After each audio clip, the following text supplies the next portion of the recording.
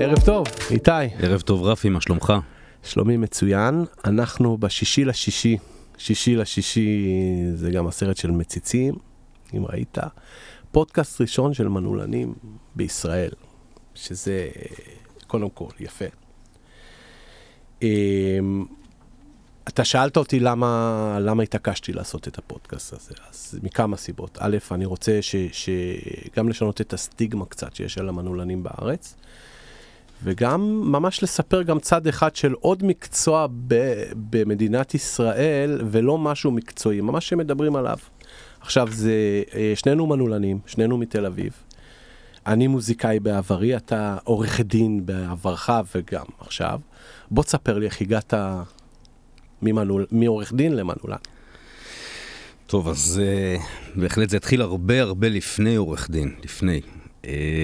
זה התחיל ממקום של עסק משפחתי. אני זוכר, אני גדלתי ליד החנות שלך בעליית הנוער שם. על עליית הנוער? לא, בדרך השלום, אבל... כן, ממש ליד. אני זוכר בתור ילד. אז לאבא שלי יש חנות חומרי בניין בעליית הנוער כבר מעל 40 שנה. ובשבתות הוא היה לוקח אותי להסיע את הרכב על השלט במלון מנדרים. היו שם חולות, היינו קמים בבוקר בשבת, נוסעים הרכב, סוללות, מטעינים, מסיעים, עד שבוקר אחד הדלת ברכב נטרקה. אני ואבא שלי מחוץ לרכב, מתחילים לחפש מה עושים. ואבא שלי הגיע לבחור בשם ג'קי. ג'קי פרידמן. נכון. מדבר עליו הרבה היום. זיכרונו לברכה. נכון. שכבר לא איתנו. נכון. אישיות בענף שלנו. אם אני לא טועה, אפילו ממציא כלי הפריצה של פולקסווגן הראשון, נכון? נכון. אבל אני לא מדבר על זה, הייתי גם שם. וג'קי הגיע באלפא ספיידר. נכון, הוא היה חולה על BMW ואלפא, הוא גר ברמת אביב. עם מזוודה כסופה, כמו קוסם. כמו קוסם. הוא לקח סכום, זה היה לפני 32 שנה, אני חושב. הוא ידע לקחת. הוא לקח סכום שכאילו, זה היה 1,000 שקל שלפני 32 שנה, זה כמו היום, כאילו, אבא שלי היה בהלם, הגיע 2 דקות, צ'יק, הרכב נפתח, ואבא שלי החליט, אוקיי, ממחר יש אצלי מנעולנים ושכפול מפתחות. וואו. וכך היה, הגיע לדפי זהב, 100,000 שקל עמוד ראשון. וואו, מי שהיה לו דפי זהב, אז תשמע. דפי זהב, הילדים שלנו לא יודעים אפילו מה זה היום, וואו. דפי זהב. ומהר מאוד הוא הגיע למצב שעובדים אצלו 10 מנעולני בית. הטלפון לא מפסיק לצלצל. אני זוכר שבערב פסח, ליל הסדר, אני בן 17, אני ואבא שלי קמים מהשולחן כדי לתגבר את המנעולנים, כולם בחוץ. הייתה עבודה מטורפת. וקצת סטיתי מהנושא, אבל שם זה התחיל. אני בוגר ממר"ם. לא ידעתי, הנה. חידשתי לך. חידשת לי. סיימתי את שירותי הצבאי, חיפשתי מה לעשות, לא ידעתי מה לעשות. הגעתי לייעוץ במכללה, להכוונה, במכללה למינהל בראשון לציון, והחלטתי שאני הולך ללמוד משפטים. אוקיי. טסתי לתאילנד, טיול כזה זריז אחרי צבא לפני לימודים, והתחלתי את הלימודים. במהלך הלימודים עזרתי לאבא שלי בדלפק, בחנות חומרי בניין. קצת פחות התחברתי עם הקבלנים ועם השיפוצניקים. זה לא היה כל כך בשבילי, לא הרגשתי שאני במקום הנכון עבורי. אוקיי. אבל היה לי כיף לעבוד עם אבא שלי ולהיות ליד אבא שלי. אז זה מה שהניע אותי. תוך כדי שכפלתי מפתחות לבתים, החלפתי צילינדרים, פרצתי, זה היה יופי של הכנסה נוספת במקביל, בייחוד בתור סטודנט. הכנסה יפה. הזמן עבר, נכנסו הצ'יפים, השבבים, שלא יודע, בכל מפתח לרכב יש שבב בכל רכב משנת 1998, לקוחות שלי עד היום מתפלאים, וללא השבב הזה הרכב לא יכול להניע, הוא ייחודי לכל כלי רכב. וכשנכנסה הטכנולוגיה הזאת של השבבים, היה מאוד מאוד קשה למנעולני הבית, להתמודד עם זה, א', בגלל השפה, נכון. שכל הציוד היה באנגלית. ב', כיוון שהציוד היה מאוד מאוד מאוד יקר, היית צריך להשקיע בין 80 ל-150 אלף שקל. ואפילו יותר. כן, בתור ציוד התחלתי רק כדי להיכנס, ולא היה ממי ללמוד, לא היה מי שילמד, לא היה ממי ללמוד. התחום היה ממש בטול במדינתנו. זיהיתי את ההזדמנות, סיימתי את ההתמחות שלי בסנגוריה הארצית. עבדת כעורך דין? הספקת לעבוד? עבדתי תקופה מאוד מאוד מאוד קצרה, היו כמה תיקים שהיה לי מאוד מאוד קשה רגשית להתמודד איתם, והבנתי שאוקיי, יש לי את המקצוע הזה, יש לי את התעודה, יש לי משהו שאני תמיד יכול לחזור אליו, אבל יותר חשוב שאני אקום בבוקר לעשות משהו שאני נהנה ממנו ואוהב אותו. אוקיי, נכון, צריך לקום בבוקר ולהתפרנס, להביא כסף הביתה, אבל צריך גם שיהיה פה משהו בשביל הנפש. וסיימתי את ההתמחות שלי בסנגוריה הארצית, עברתי תקופה מאוד מאוד קצרה, ואמרתי, אוקיי, בואו ננסה למצוא איזושהי הזדמנות, בואו נראה מה אני יכול לעשות אולי קצת שונה.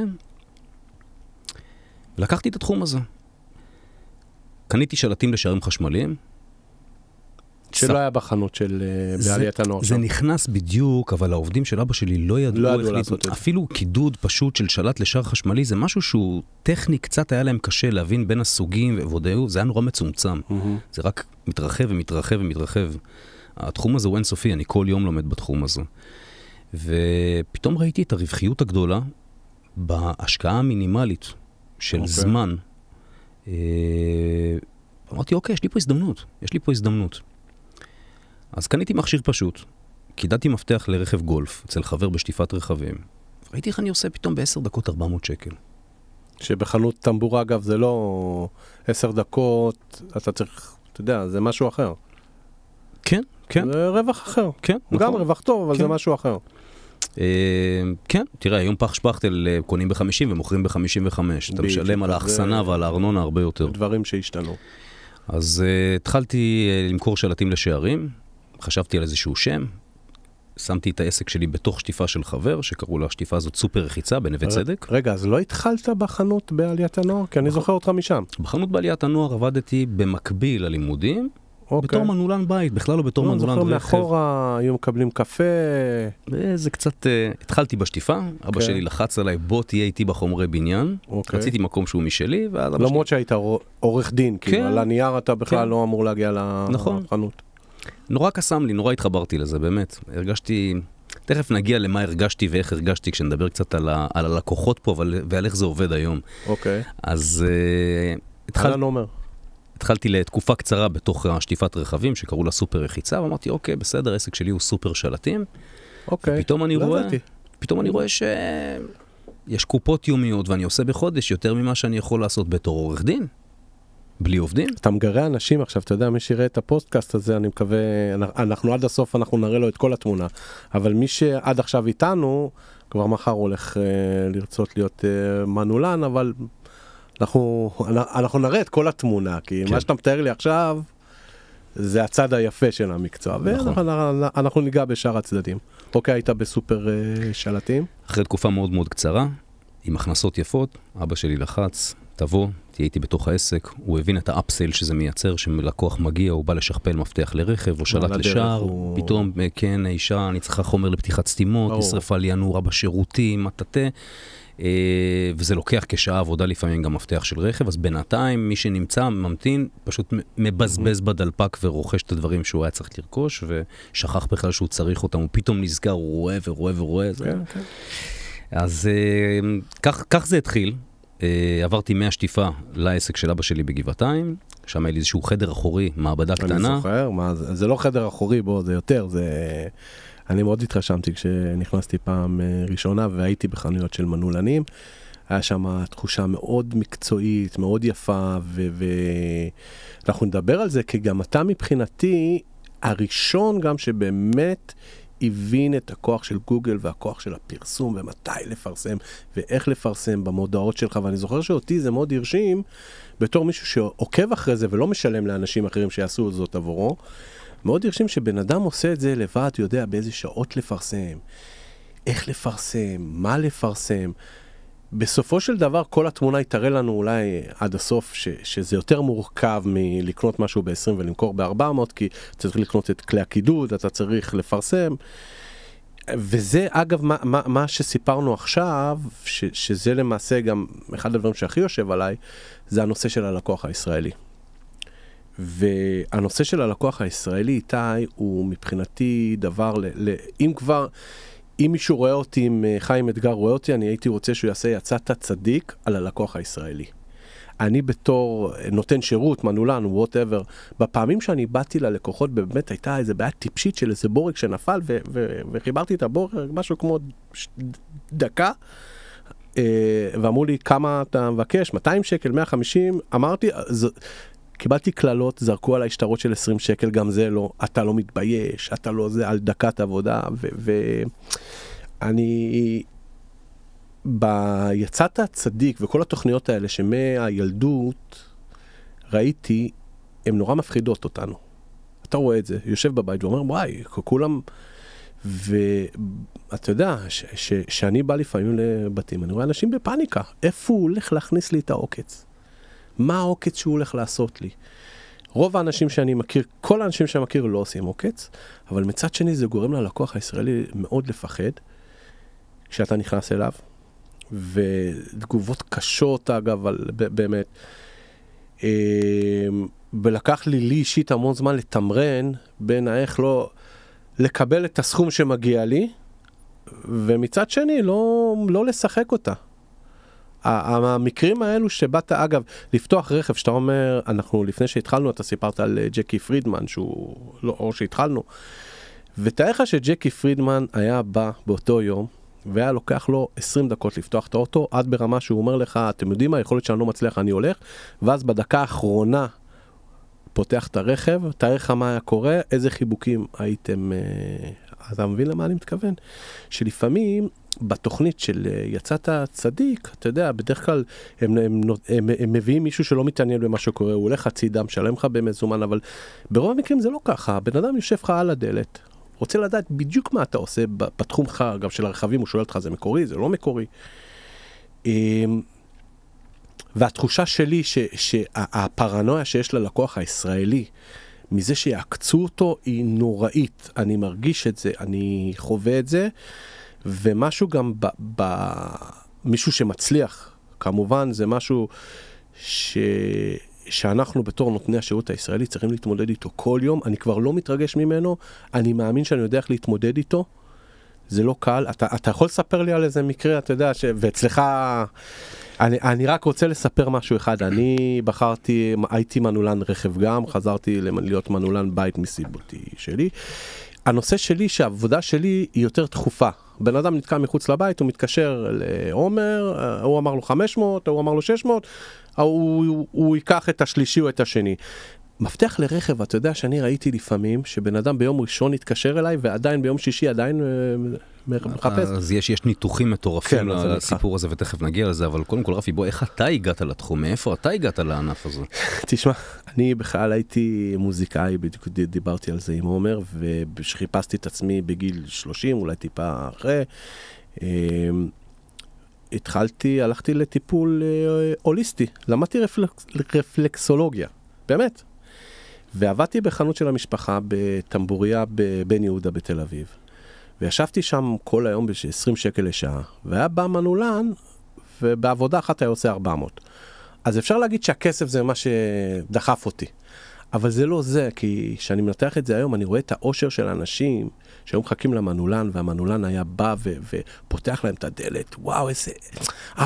האושר הזה קסם לי, הכסף בהתחלה, אבל האושר הזה שהוא... זה, עכשיו, אני אספר לך מה שקרה הוא שאמרתי אני אתעניין, והתקשרתי למכללת גבע, הייתי באמצע קורס כבר, מכללת גבע בגבעתיים, ואמרתי לו, תשמע, מה הקורס שלכם, מה הוא עושה? הוא אמר לי, תראה, התחיל קורס לפני שבוע, אם אתה רוצה אתה יכול להירשם עכשיו, אם לא יש עוד 3 חודשים, וזה היה באותו יום שיש לי את הקורס של הרפלקסולוגיה.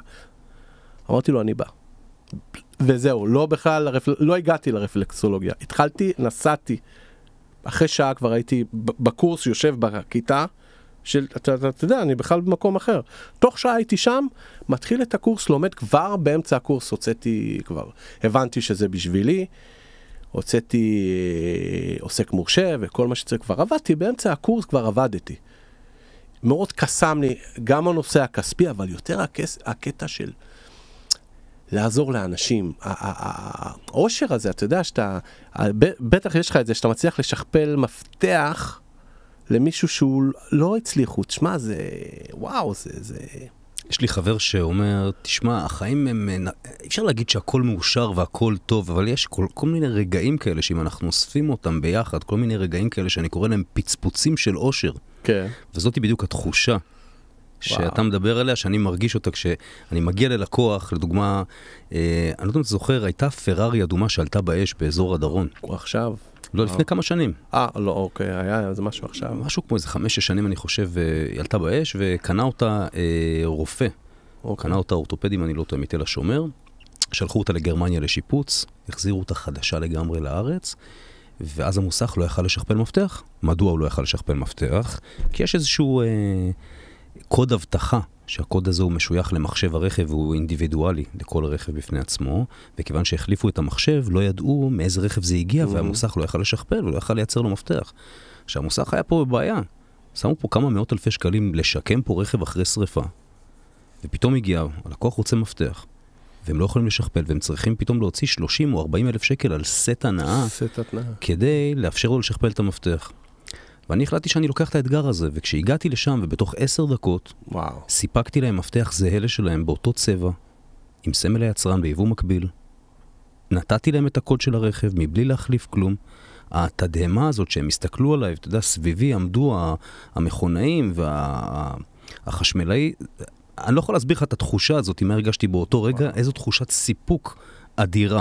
אז אני מאוד מאוד מבין את התחושה הזאת שיש לך כשאתה מגיע ואתה פתאום פותח את אתה מבין שבסופו של דבר, מהרכב הכי קטן עד לרכב הכי יוקרתי, בסך הכל זה דבר קטן שבלעדיו אין. גם בדלת הכי חזקה בעולם, אם אין לך את הדבר הקטן הזה, הוא לא יניע, ואנחנו האנשים של הדבר הזה. אנחנו האנשים של המנעולים, של המפתחות, זה בדרך כלל מקצוע שאנשים לא חושבים עליו עד שהם צריכים אותו. עד שהם נתקעים. בדיוק, ושהם נתקעים אז פתאום מתחילה, אני קורא לזה בעלה כזאת, ואני חושב שלך יש את זה בוודאות, אני רוצה להאמין שלי יש שמישהו מתקשר אליי שהוא בפאניקה, אני כן יודע איפשהו לשדר לו שתשמע, אני פה, הכל יהיה בסדר, אני מטפל לך בזה, ואני יודע שאתה יודע לעשות את זה, אני אישית באתי מפתח לרכב, שלי, ואתה באת וסידרת לי את זה, זאת אומרת, זה דברים שאני יודע, ומנעולן אגב שיודע להעביר את זה, ללקוחות שלו הקבועים, הוא שם. ואנחנו התחלנו בלדבר על הלקוח הישראלי, יש אגב דבר נורא מוזר, שבטח לך הוא קורא יותר והוא קורא לי גם. מפתח לרכב זה דבר לא זול, אנחנו יודעים. כן. בדרך כלל מי שלא שכפל אף פעם, ואתה אומר לו 300, 400, 500, 600, הוא מתעלף לך במקום, כי היה לו בראש איזה 30 שקל. ואז הוא מחפש באי-ביי. אגב, כשאני אומר על לקוח ישראלי, אני רוצה להגיד שאני מדבר גם עליי. גם אני, כשאני מגיע למקומות ולא דחוף לי, אני בודק. אתה יודע, אני לא רוצה להיות זה שיושב ומלכלך על לקוחות הישראלים. אני ישראלי, אני גם עושה את זה. ובן אדם שלא מצפה לזה, אז הוא רואה את אותו מפתח באלי אקספרס, או בזה $1, 2, 3, 4, ואז הוא קונה את זה, ואז הוא מתחיל לרוץ בארץ ולחפש לו את המנעולן שיעשה לו את זה, ופה זה כבר אתה יכול לספר לי מה קורה שם. בוא תספר לי. אתה פתחת פה נושא שאנחנו יכולים להעביר עליו לא תוכנית, אבל בוא תספר לנו איזה כמה מקרים שנבין מה... אבל קודם כל חשוב שגם אתה או המאזינים שלנו יבינו שכשבן אדם מאבד מפתח לרכב, הוא נכנס להוצאה גבוהה לא מתוכננת במאזן החודשי שלו. נכון. הוא לא מגיע למנעולן בכיף. זה קצת שונה מעסקים אחרים. זה לא עכשיו שאתה מגיע עכשיו לקניון רמת אביב, ובכיף שלך קונה בגדים. בהחלט. זה ממש לא שמה. יש לך את הסחירות, את הגנים, את לא יודע, המזונות היום, 50% ממדינת ישראל. כל אחד וההוצאות שלו, ופתאום אתה צריך להוציא 400, 500, 2,000. זה מגיע לסכומים שהם באמת אסטרונומיים, שלא בא לך להוציא, אז אתה תעשה הכל בתור לקוח כדי לא להוציא את הכסף הזה, ואתה מגיע עם מעצבים וגם מוציא את זה על בעל המקצוע. אז מנעולני הרכב סופגים המון אנרגיות, המון כעס. גם מקבלים הרבה לא. זה מקצוע שמקבלים בו הכי הרבה לא בעולם. נכון. הכי הרבה לא בעולם. אוקיי. והם נאלצים לספוג את התסכול הזה שמביא הלקוח מהבית. כמובן שלא כולם כאלה, אי אפשר להכליל, אבל אפשר גם להבין, אתה יודע, מגיע אליי לקוח לשכפל מפתח לרכב, הוא נכנס לרכב עם הקניות, שם את המפתח החכם שלו על הגג של המכונית, נוסע הביתה, מגיע לחנייה, מקבל את הרכב במצב נסיעה זה שלט חכם, הוא לא צריך להכניס אותו לתוך מתג הצתה. נכון. וברגע שהוא מקבל את הרכב, הוא לא יכול להדליק אותו, ואז הוא מבין מה קרה. עכשיו, אם הוא איבד מפתח אחד ויש לו עוד אחד, חצי צרה. ברגע שהוא איבד את כל המפתחות והוא נמצא במצב של אובדן מוחלט, הסכומים הם אחרים לגמרי. המשחק הוא אחר. נכון, זה יכול להגיע אפילו למשל ברנג' רובר ל-12,000 שקל. הסכומים הם באמת לא כיף לאבד מפתח, זה לא קורה כל יום, יש הרבה סיפורים איך הם מאבדים את המפתחות, הרבה מאוד לקוחות הולכים להוריד את הזבל, וביחד עם השקית לתוך פיר האשפה, בבתים החדשים הם מורידים ישר את צרור המפתחות לשם, יש כאלה שנכנסים איתו, גם די עונתי, נכנסים עם המפתח לבריכה בקיץ או לים. אני פעם הייתי כועס על הלקוחות האלה, שיש לו מפתח אחד והוא לא טורח, ואז כשזה קורה, ואתה יודע מה, הפסקתי, זה לא שלי. ואולי גם אני, אגב, לא הייתי מגיע לאובדן של מפתח של רכב, ולי נשאר אחד, אתה מבין שאנחנו, זה גם קורה לנו, גם אנחנו, אתה יודע, הנה עובדה, זה קרה. תראה, זה קורה כמעט לכל אחד, אפילו אני בעצמי נעלתי את המפתח שלי של האופנוע בתוך המושב, זה קורה, אין מה לעשות, אנחנו בתוך שגרה לחוצה, עמוסה, לא רק בהלך הרוח התקופה הזאת, אנחנו חיים פה במדינת ישראל, חיים לחוצים, חיים לחוצים, והראש לשנייה רגע, אנחנו מאבדים לרגע את הריכוז, ובשנייה הזאת בדיוק זה מה שקורה, המפתח נופל, המפתח נמצא במקום הלא נכון, וצריך לשלם על זה. וכן, וצריך לשלם על זה. אז תראה, דיברנו על סטטיסטיקות, ודיברנו על איך זה קורה, נכון, ומבחינת העומסים. אז קודם כל, תראה, אני גיליתי בענף שלנו, שביום ראשון אתה בונה לעצמך רשימת מטלות. מה עליי לעשות השבוע? נכון, בדיוק. אני צריך לשכפל מפתח לרכב, לשלם את הביטוח, לקנות הביתה כך וכך. כל אחד בונה לעצמו את הסדר יום השבועי שלו. מתחיל את השבוע, ואז ביום ראשון, כשאני מקבל את הטלפונים מהלקוחות, רובם מגיעים ביום ראשון. מי שמתקשר ביום ראשון, מגיע ביום ראשון. אוקיי. ככל שהלקוח מתקשר מוקדם יותר, הוא גם מגיע מוקדם יותר. יום ראשון בדרך כלל אני כבר מתחיל לקבל את הטלפונים ב-6-7 בבוקר, כשאני בסך הכל פותח ב-9, אבל ב-6-7 כבר מתחילות השיחות, ומתי אפשר להגיע? אני ב-8 אצלך. אתה יכול להיות אצלי ב-8, אבל אני עוד לא. בוא, תן לי רגע. ומה שקורה למחרת, זה שכל מי שלא הגיע ביום ראשון, כבר לא יגיע ביום שני. אוקיי. עוד דבר מאוד מאוד מעניין שגיליתי, זה כשביום ראשון יש עומס של טלפונים, ביום שני אין עבודה בכלל. אוקיי. וגם הפוך, יש ימי ראשון שבהם אין שיחות טלפון, אבל אז יום שני הוא עמוס בצורה יוצאת מגדר הרגיל. אוקיי? עכשיו, זה לא קורה רק אצלי. שוחחתי עם מנעולני רכב אחרים בענף. סיפר לי גבי, מגבי מפתחות ומנעולים בחולון. איש יקר, אוהד הפועל, אבל לא נורא. לא נורא, אין מושלם. אין מושלם. אני אגב לא רואה כדורגל בכלל, אבל אני יכול להגיד לך שחבר ילדות הכי טוב שלי הוא היה קפטן של מכבי תל אביב, מושיקו מישאלוב. זה כבר לעניין. ויש לי גם במשפחה עוד שחקן שכרגע משחק, אבל אני מעולם לא הייתי במשחק כדורגל. ניקח אותך. חוויה. אולי. וגם גבי טוען אותו דבר, הוא אומר, תשמע איתי, יום ראשון אני יודע שמפוצץ אצלי בעבודה, יום שני אני יכול להיות בים, אין לי בכלל מה לפתוח את העסק. ממש לאחרונה שוחחנו על זה, זה קטע שאתה בדיוק מעלה את הנושא הזה. אז אצלי לא. זה אצל כולם, ברכב זה ככה. אוקיי. עכשיו, מה שקורה עם אלו שלא הגיעו ביום שני, אתה יודע מתי הם נזכרים ומתי הם מגיעים? ביום ראשון הבא או באובדן? לא, הם מתקשרים ביום חמישי. אוקיי, לבוא ביום שישי או... נגמר השבוע. לקוח מבין שעבר שבוע, בנה לעצמו איזושהי משימה, אבל לא עמד בה. ואז ביום חמישי הוא נזכר, הוא לא רוצה לדחות זה לשבוע הבא. יום שישי לא עובדים, זה היום החופשי, נכון? אוקיי. רוב האנשים לא עובדים ביום שישי, ואז הוא רוצה להגיע ביום שישי. אז מה שעשיתי בעבר, זה בניתי מין שיטת פרסום, שהלקוחות שחיפשו אותי ביום א', הפרסום שלי ירדוף אותם מיום ב' ועד יום ה', יפה. על מנת לשדר להם כל הזמן ברקע תזכורת כזאת שהם צריכים לבוא ולשכפל מפתח, ואז הם היו מגיעים ביום שישי, ולכן יום שישי גם היה חזק במיוחד. אוקיי. אגב, עד היום, לקוחות שרוצים להגיע אליי ביום שישי מפאת העומס, כמו במסעדה, מזמינים תור, כרטיס אשראי מראש, אם לא על בסיס מקום פנוי. יפה. יש סדר. יש פה, תשמע, קודם כל זה יפה. זאת שיטת שיווק שאגב השתמשו בה בבחירות של יאיר לפיד, אם אני לא טועה, לפני כל המנדטים האלה של... רק שתבין, שוב, אני חוזר, אתה מנעולן. ואתה מדבר איתי על שיטת שיווק של יאיר לפיד למנעולים, ובגלל זה אני אומר, תראה, יש פה משהו מעבר למנעולן. יש פה בן אדם שמסתכל על השוק, גם אני עושה את זה, תכף אנחנו ניגע בזה. ואני מעריך את זה. אני מעריך את זה בפני בן אדם, מאשר אדם שבאמת יושב בבית, מחכה, כן תיכנס לעבודה, לא תיכנס לעבודה, מה אני עושה טוב? אני אשים עוד 100 שקל בגוגל, אתה מבין, אני אתפוס את זה. בסופו של דבר, אני שמעתי משפט לפני שבוע, אמרתי לך אותו, כבר הספקתי לשכוח, אבל נזכרתי עכשיו. כשאתה משלם לי מה שאני רוצה, אתה מקבל מה שאתה צריך. כשאתה משלם לי מה שאתה רוצה, אתה מקבל מה שאני רוצה. תחשוב, וזה משתלב לי עם הזול הוא היקר. עכשיו, למה הזול הוא היקר? מה קורה לאותו אחד שבא אליך, מתקשר אליך? אני יודע מה קורה אצלי. תשמע, אני קניתי את השלט באלי אקספרס, מה שרצו עליו 800 שקל, בוא רק תקודד לי, מה זה תקודד? זה כלום, זה שום דבר, זה...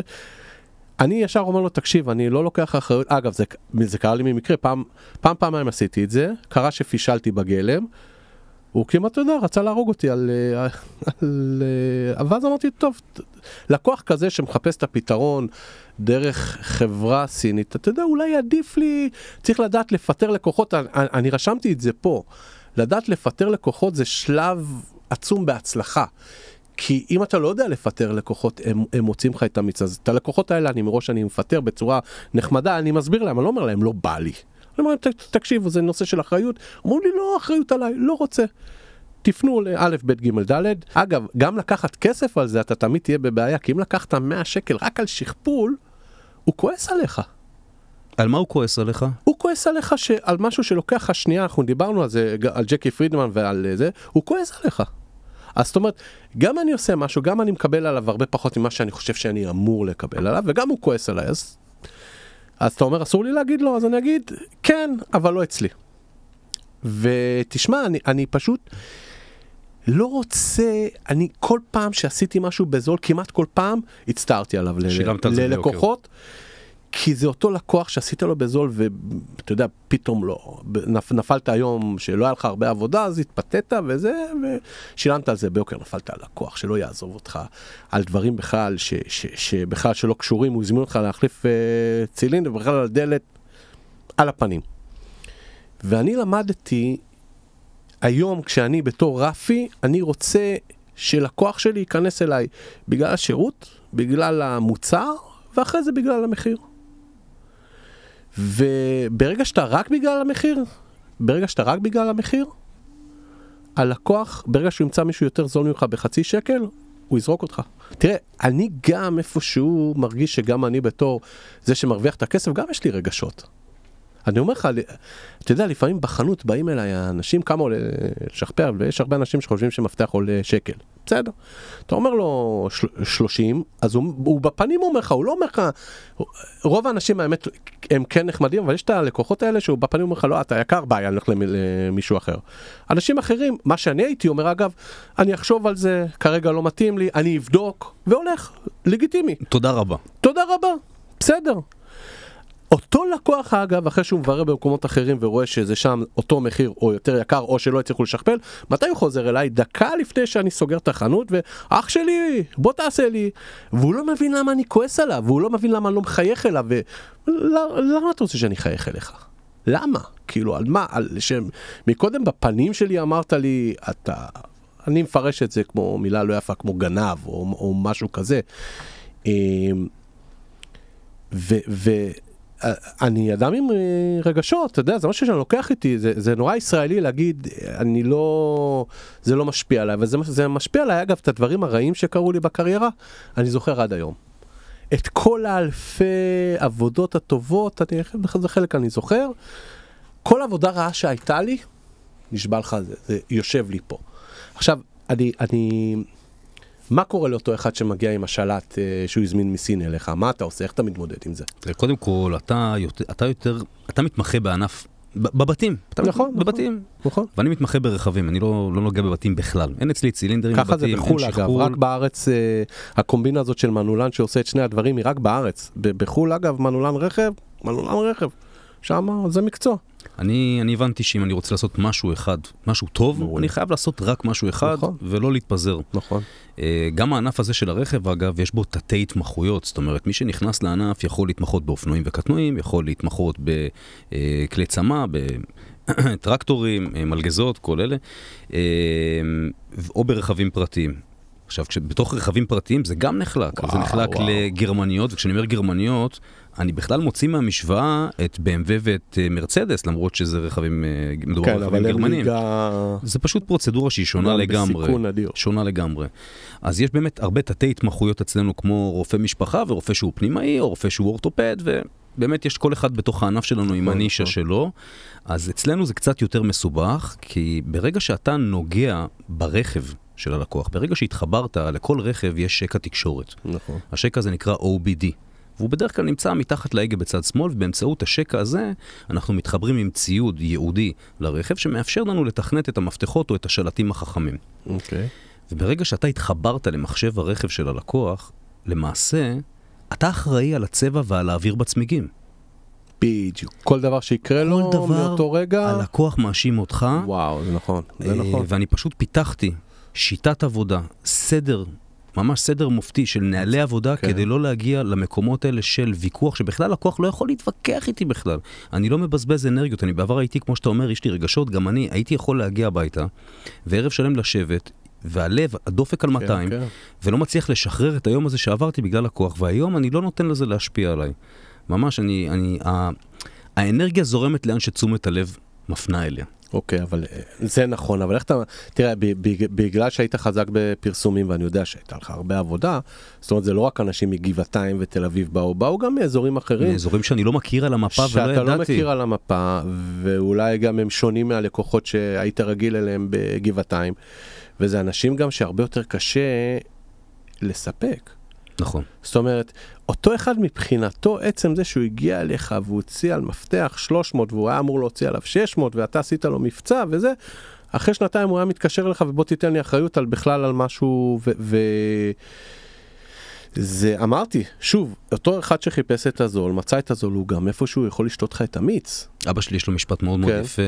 הוא אומר, תראה, מי שמחפש ירושות מוצא קבורות. נכון, הוא צודק. אז תראה, הלקוח הישראלי, אם אתה תגיד לו, אל תביא מפתח לרכב מאלי אקספרס, מה הוא יחשוב שאתה? גנב, שקרן, רוצה להרוויח עליו, נכון? אז כן, באמת, בראשית דרכי הייתי מסביר לכל אחד, משקיע מהזמן שלי ומהאנרגיה, ואני מקבל עשרות שיחות ביום. יש ימים שאני מנהל 60-70 שיחות מלידים חדשים כל יום.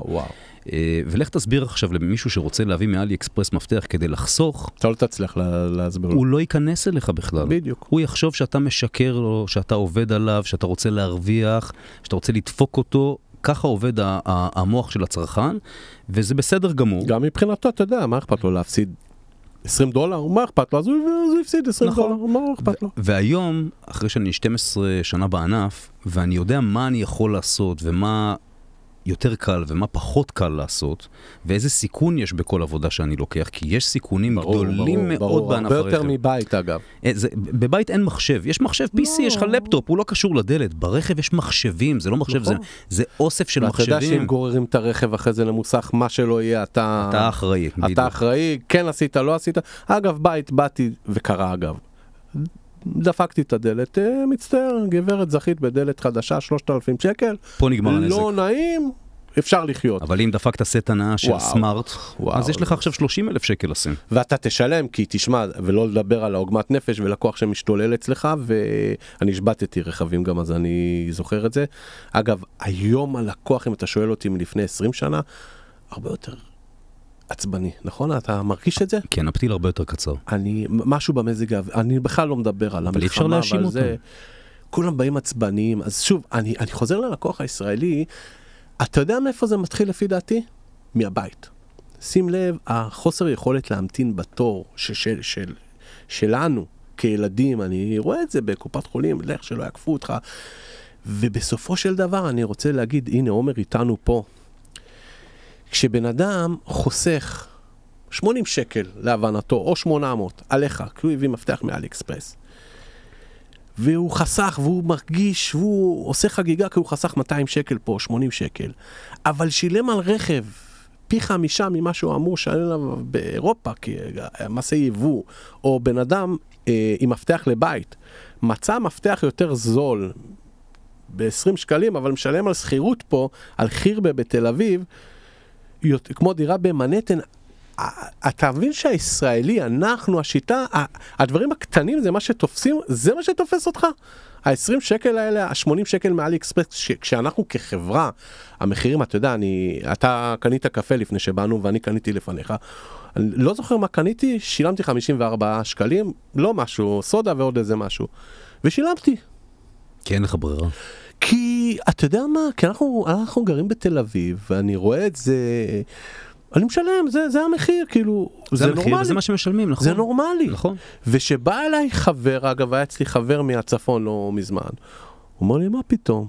מה אתה עושה? הוא לא הבין. איך קפה אמור לעלות יותר מ10 שקלים אחרי ששילמת על אווירה וזה, וכבר איזה 20 שקל, ואתה יודע, ואני משלם. ואנחנו כישראלים, גם כלקוחות, אנחנו מנצחים את השיטה בקטנות, אבל מפסידים בגדולות.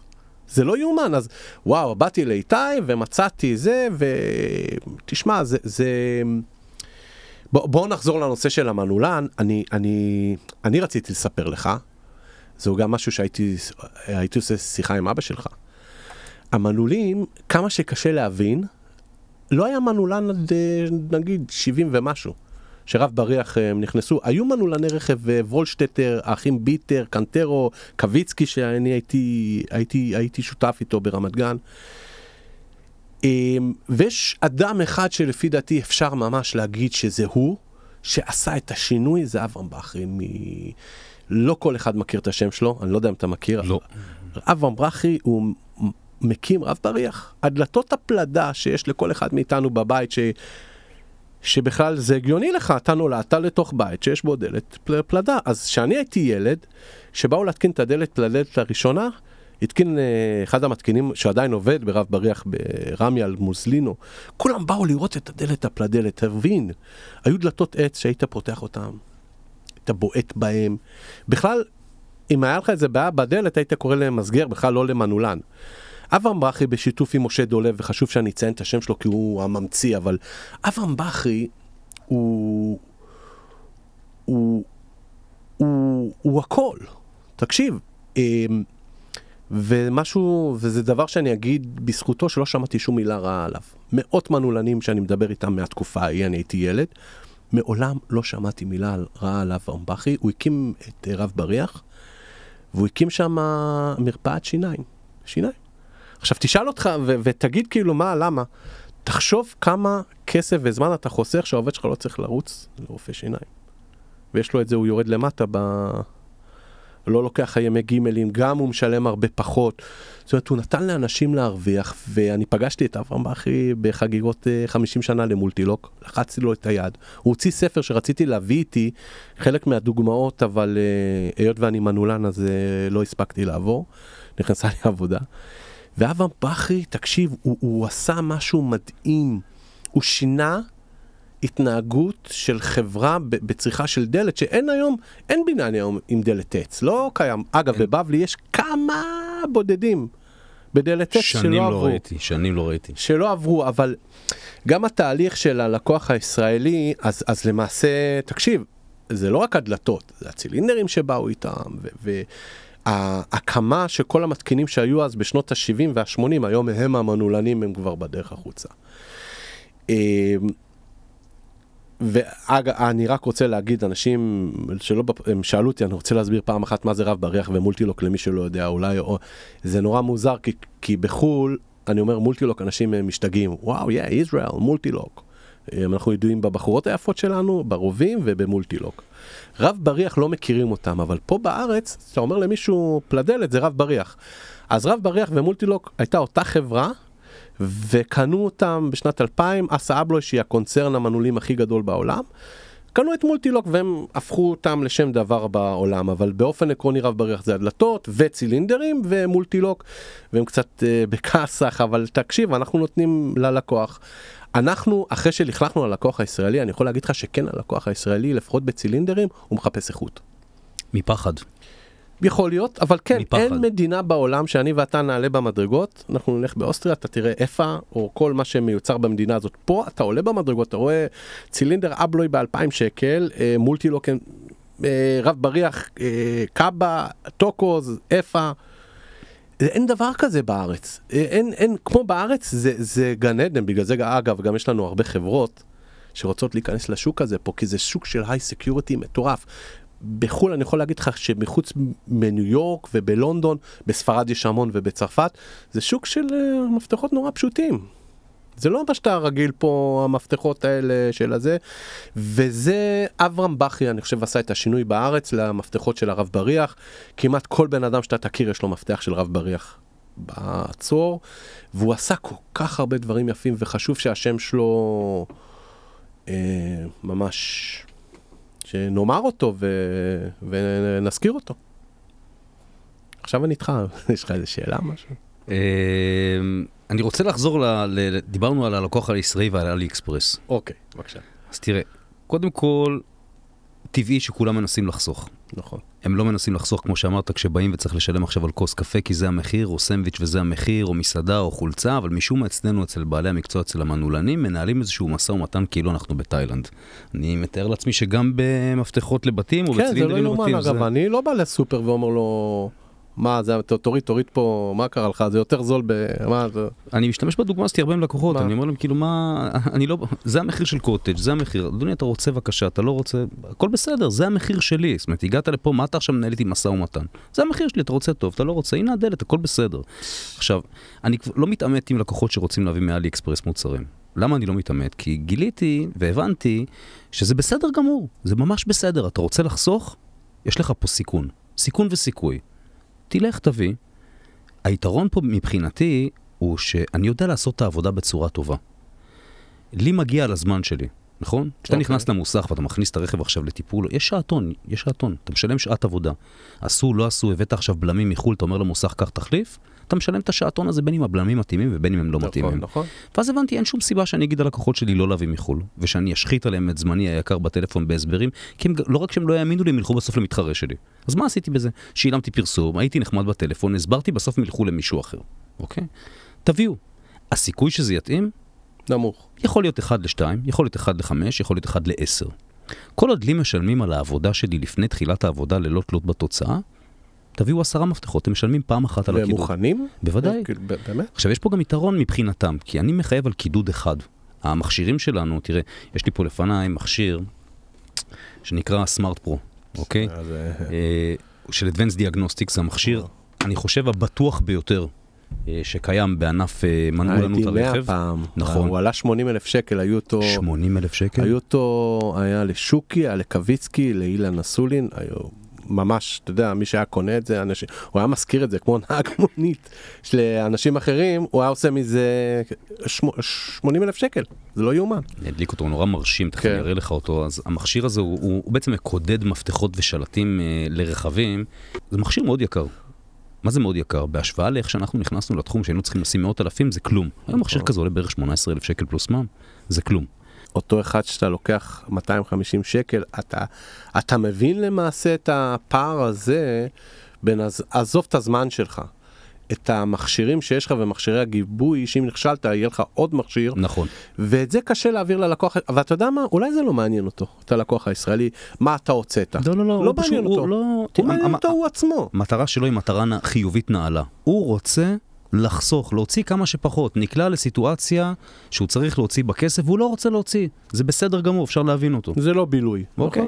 הוא לא לוקח בחשבון שהמכונה שחותכת את המפתחות עלתה 40,000 שקל. אני ויתרתי כבר לנסות לחנך לקוחות, אתה יודע. אני גם לא, לכן אני אומר להם, תביאו מחול, בבקשה, לא מחנך. בשמחה. אני לא מחנך. תראה כמה הוא מדהים ומרשים.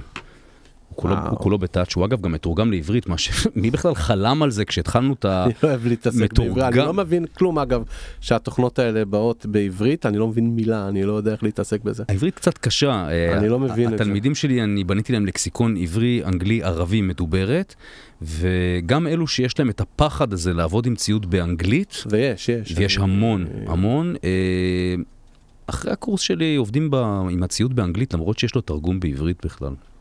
בואו נדבר על משלב, אתה מלמד שם כבר כמה זמן, והגילוי הנאות, אני איתך, אני לא מורה, אבל אני עוזר לך בפריצות, הפתיחות, השקטות, שתכף אנחנו נסביר גם מה זה. איך אתה מוצא את עצמך פתאום מורה, לפי דעתי מעולה, כי אני גם... די, תמשיך, די. איך זה קרה? איך קרה המשלב? תראה, קודם כל אני מאמין ששום דבר בעולם הזה לא קורה סתם. כל דבר קורה מסיבה. אוקיי? גם אותו יום שאתה הלכת לגבע, לאותו יום להתחיל אתה לא סתם הגעת בדיוק באותו היום, במקביל לרפלקסולוגיה, והחלטת, אוקיי, זה מה שאני עושה. אבל עזרתי לזה, בזה שקיבלתי החלטה באותו רגע, ואמרתי, טוב, עזוב אותי, תקשיב, יכולתי לחכות, לא רציתי, אמרתי, זהו, עכשיו, זהו, אין... משהו הרגיש לך נכון באותו הרגע. הלכתי על זה. תשמע, יכולתי גם לא להצליח, אבל תשמע, עובדה שאני פה. כן. אוקיי, אז בואו, סליחה. אז מוצאי שבת, ערב אחד, ינואר שנה שעברה, כן, ינואר שנה שעברה, אני מקבל שיחת טלפון מלקוח ששמור אצלי בזיכרון הטלפון. עכשיו תראה, יש הרבה לקוחות בטלפון, אני עברתי על הרשימת וואטסאפים שלי השבוע, לא על אנשי הקשר, רק על הוואטסאפים. וואו, אלפים על אלפים. אלפים? צריכה יותר בטח. יש לך איזשהו ניחוש ככה, איזושהי הערכה גסה. אני יודע, כי אני שמעתי אותך אומר למישהו עשה, אני יודע שהרבה. 18,600 פניות, יש לי, אלה שלא מחקתי בכלל בוואטסאפ, הכמות היא אדירה, אוקיי? ובאותו מוצא שבת אני עונה ללקוח שהטלפון שלו שמור אצלי בזיכרון בטלפון, ואני לא שומר את כולם. אבל את מי אני שומר? את הנחמדים. אותו לקוח נחמד, שכבר היה אצלי מספר פעמים, אני עונה לו לטלפון, ואני אומר לו, ערב טוב, שבוע טוב, מה שלומך ארז? וואו, איך אתה יודע שזה אני? אני מסביר לו שהוא שמור אצלי בטלפון, שהוא את הלקוחות הנחמדים, והוא בטח, הוא ישמע את הפודקאסט הזה, והוא בכלל לא יזכור את השיחה, אבל אני זוכר את השיחה הזאת טוב, כי השיחה הזאת היא סוג של, הפכה לי את החיים, אני... אוקיי. אוקיי, זה ממש שינתה לי את החיים השיחה הזאת. ואז הוא מספר לי שנרטב לחבר טוב שלו המפתח של הרכב. אוקיי. בעיה? אין בעיה, לכל בעיה יש פתרון, נכון? אחרת היא לא הייתה בעיה, הייתה עובדה. וזה לא אני, זה איינשטיין, בוא.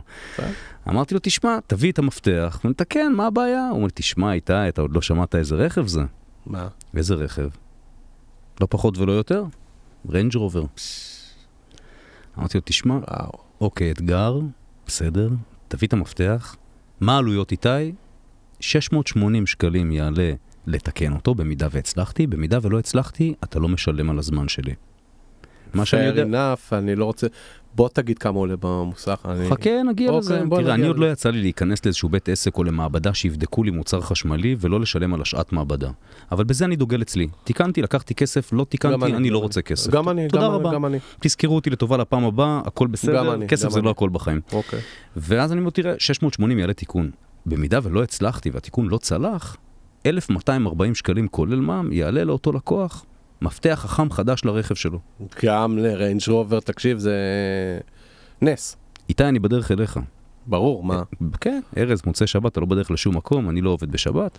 ניפגש ביום ראשון בבוקר, הנחיתי אותו מה לעשות עם השלט החכם, והוא מגיע אליי עם השלט בראשון בבוקר, אני לוקח את השלט למעבדה, עובד עליו כשעתיים, מצליח להוציא ממנו משהו, מצליח לייצר משהו מתוך השלט הזה, מוסר אותו למחרת ללקוח, נפגש איתו בשכונה ליד הבית, מוסר לו אותו לבדיקה, הוא לוקח את המפתח, הוא אומר, תשמע איתי, נכנס בתוך הרכב איזה דיבוק או משהו, החלונות עולים, יורדים, הוא מצפצף, כמו איזה וירוס, משהו לא נורמלי, הבנתי שיש פה איזשהו קצר שלא ניתן היה לתקן, המפתח עבר כביסה, אחרי הכל, תחזיר לי את המפתח, אני מייצר לך חדש, אני לא צריך את הרכב. אתה שומע מה אני אומר לך?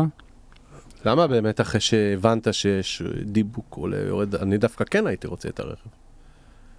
הבנתי שאני יכול לייצר לו, עם הידע שלי ועם הציוד שלי, שלט חכם חדש לרכב הזה, גם ללא נוכחות כלי הרכב, שזה בפני עצמו מדהים כלפי הלקוח, מטורף. אז ייצרתי לו מפתח חדש, והצעתי לו שאני הפעם יבוא ואבדוק את המפתח, נסעתי לרמת גן, כל הכבוד. ככה בדרך הביתה, ואני עוצר אצלו בערב, ניגש לרכב, נפתח, נסגר, הכל עובד, ואז הוא מסתכל עליי ואומר לי, תגיד איתי, למה 1,240 שקלים? לא יכול להיות. עכשיו, אני יודע כמה עולה מפתח כזה בחברה. אני יודע שבחברה לא עולה מפתח כזה, מחליפים מחשב. נכון, נכון, אתה מדבר איתי, זה ריינג' רובר. תשמע, זה לא... אבל, אתה יודע, ברור אותי עם שתי אוזניים, פה אחד, אמרתי, בוא רגע נהיה סבלניים, נקשיב רגע, נדבר פחות, נקשיב יותר. נראה לאן הוא לוקח אותי בשיחה הזאת. ואני אומר לו, למה? בחיוך. והוא אומר לי, אתה יודע כמה ביקשו ממני במוסך? אני אומר לו, כן. 8,400 פלוס מע"מ. בדיוק. אמרו לי, אז למה לא ביקשת ממני 3,000 או 4,000? הייתי נותן לך באהבה. ואז יצא האוויר מהבלון. אתה יודע, הייתי בטוח שכאילו שהוא עוד מתלונן על המחיר. בדיוק. עכשיו זה מגיע לי מתוך הלקוחות, כי לרוב הלקוחות מתלוננים על המחיר. עוברים הרבה במהלך היום. כן, אבל פתאום נפלתי פה על איזשהו אישיות קצת יותר מיוחדת, ומישהו שגם מעריך את העבודה שעשיתי ואת המוצר שאני נותן. איזה כיף זה. תשמע, זה יותר מכסף. זה יותר מכסף. זה הרבה יותר מכסף. התחושת סיפוק הזאת היא הרבה יותר מכסף. שיש הערכה אליך, זה שווה הכל. ואני אומר לו, תשמע, שי קוראים לו. אני אומר לו, תשמע, שי. אני יודע לתת שירות טוב. אני יודע לתת פתרונות ומוצרים טובים. ואני יודע לתת מחיר כזה שאני גם מתפרנס ממנו, וגם אתה תלך ותמשיך להמליץ עליי הלאה. אוקיי. ואז הוא הציג את עצמו וסיפר לי מה הוא עושה בחיים. אל תגיד לי. הוא מנכ"ל מכללת משלב. וכך התחיל הקורס. הוא אמר לי, תשמע, אני רוצה אותך אצלי, אני רוצה להוציא אצלי בעלי מקצוע, ישרים כמוך, מקצועיים כמוך, זה מה שאני רוצה להוציא מהמכללה שלי. אני מהמכללה פה מוציא את הבעלי מקצוע הטובים ביותר, אני משקיע פה במרצים, אני משקיע פה בקורסים. בהחלט. הכל פה, זה... בוא, עזוב, מכללת משלב, אני מילדות שמעתי אליה, זה התחיל בבגרויות. כן, כן, משלב זה שם, זה שם. ממש ככה, השם שלהם הולך לפניהם, באמת, מקום מדהים, ואגב, לא רק מקום מדהים, אני רואה גם בכלל את מה קורה שם, זה בית. אני רואה את העובדים איך הם מגיעים לעבודה, הם מגיעים למקום שכיף להם, הם מגיעים בחיוך בבוקר לעבודה. שהמטוזי עושה את הבתים, את הבחור, וואו, הוא היה מראשוני רב בריח, וואו, הוא בחור מקסים. אוקיי. אז בהתחלה קצת היססתי, לא רציתי לפתוח את כל הסודות המקצועיים ולהתחיל... אתה שיגידו מה, הוא הלך להיות מורה, מי שלא יכול מלמד, אני זוכר את זה בתור זה, אגב, גם אותי זה הרתיע, האמת. אבל אין באמת משהו, אין במדינת ישראל נכון להיום. יש לך יוטיוב היום, אתה קונה ממישהו, שאתה קונה את המכונות האלו, נותן לך תמיכה. תגיד לי רפי, אם אתה עכשיו תצפה ב10 סרטונים ביוטיוב, ותדפיס לעצמך איזושהי תעודה על הקיר, תקרא לעצמך עכשיו מנעולן, זה הופך אותך למנעולן? לא, אתה יודע, אני יכול להתלונן ליוטיוב, אתה צריך את הניסיון וזה. אני רק רוצה, בואו נסיים את הסיפור, כי אנחנו דיברנו על סין מקודם. איך, אז משי הזה הבנתי מה הוא מצא בך. השאלה, מה אתה מוצא בזה שאתה, ואני ראיתי, אנשים כאילו, כמו שאתה, מקשיבים לך בצמאון. קודם כל אני עושה את זה באהבה. נכון. זה קשה, זה לא קל, זה לא... אנחנו ענף שלא מכניס, מה שנקרא, לא פותח את הדלת ומכניס ומלמד. זה לא קיים. פעם בכלל זה לא היה. עכשיו, אין פה באמת במדינת ישראל איזשהו מוסד מקצועי, שנדבר על זה גם אחר כך, ובכלל איזשהו פיקוח על בעלי המקצוע, אוקיי? יש חופש העיסוק. חופש העיסוק גובר, נכון. ארגון המנעולנים ניסה לעשות המון שנים ולא הצליח. כן. למעשה אתה יכול אתמול להיות מוכר נעליים בנווה שאנן, היום דוכן בייס, מחר גנב, לא משנה מה, ובכלא, תקשיב, אין לך מניעה, יש פה עניין של חופש עיסוק. הייתי שמח אם זה היה יותר מגיע מדאגה לציבור, מאשר שתישאר אותה חבורה בקליקה שלא ייכנסו אנשים אחרים. עכשיו, למה אני מתכוון? שאתה בא ואומר, אני לא רוצה שיכנסו אנשים למקצוע, כי... אתה יודע, לי תהיה פחות עבודה, או לי איזה, ואני אומר לך, אתה יודע מה איתי? נהפוך הוא. כשאני פתחתי את החנות בדיזינגוף, פתחתי את החנות עם 2 סנדלרים, אחד 20 מטר ממני, אחד 10 מטרים ממני. והכרתי את שניהם, אז הייתי עובד, אז עשיתי עבודות. לראשון נכנסתי, אמרתי עוד שמה, אני פותח פה חנות, הוא לא אהב את זה, בכלל לא, הוא היה סנדלר אגב, והוא לא אהב את זה, ואני מבין אותו. אמרתי לו, משה, כמה אתה משכפל מפתח רב בריח? הוא אמר לי, אז 15 שקלים. אמרתי לו, בסדר, תדע לך שאני משכפל אצלי ב-23 שקלים. שתדע שזה המחיר שלי. תעשה עם זה מה שאתה רוצה. הסנדלר השני בכלל לא רצה לדבר איתי. הוא ראה אותי, לא, בסדר. אתה יודע מה קרה אחרי חצי שנה? משה נכנס אליי. הוא אומר לי, תשמע, רפי, העליתי את המחיר ל-20. למה? הוא ראה שאפשר. ואז אני העליתי. עכשיו, אם הייתי נכנס למקום, ואתה, רוב המנעולנים, אגב, שמתחילים, הם עושים את הטעות הזאת, בגלל זה הרבה לא שורדים. אומרים, רגע, איתי לוקח למפתח 400, בוא, אני לוקח 380, גם, וגם זה. מה שכן, אחרי שנה שאתה מבין שהורדת את המחיר, וזכית בלקוחות שהם לא שלך, שוב, אמרתי, מי שמחפש את הזול הוא לא לקוח שלך. אבל הם יחזרו אליו לא בגלל המקצועיות, בגלל שהם זכרו שהוא זול יותר, ואם הוא לא יהיה זול יותר בהשוואה למישהו אחר, הם ימכרו אותו. אבל שכחת משהו אחד, הוא גם צריך להיות מקצועי יותר, ואתה לא יכול להיות מקצועי יותר שאתה עובד בזול, אלא אם כן החומרי גלם שלך יותר זולים, שזה מה שהסנדלר, הוא הקונה חומרי גלם, אין לו בכלל מכונה לכרטיס אשראי. המכונות שלו לא היו רבע מהמכונות שלי, ואתה היית אצלי בחנות, אתה יודע שיש לי מכונות בזה.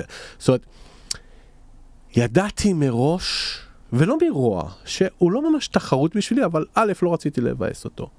את אותם לקוחות שאמרנו לפטר, את אותם שרבו איתי, המפתח מה פתאום אמור לעלות שקל, אמרתי לו, סליחה, אתה צודק, גש לסנדלר למשה. הוא ישכפל יותר זול. ובאמת, משה היה זה מבסוט, אבל מה משה היה שהולך אליי, אתה חושב? את המפתחות העיקרים שהוא לא יכול לשפר. שהוא לא יכול.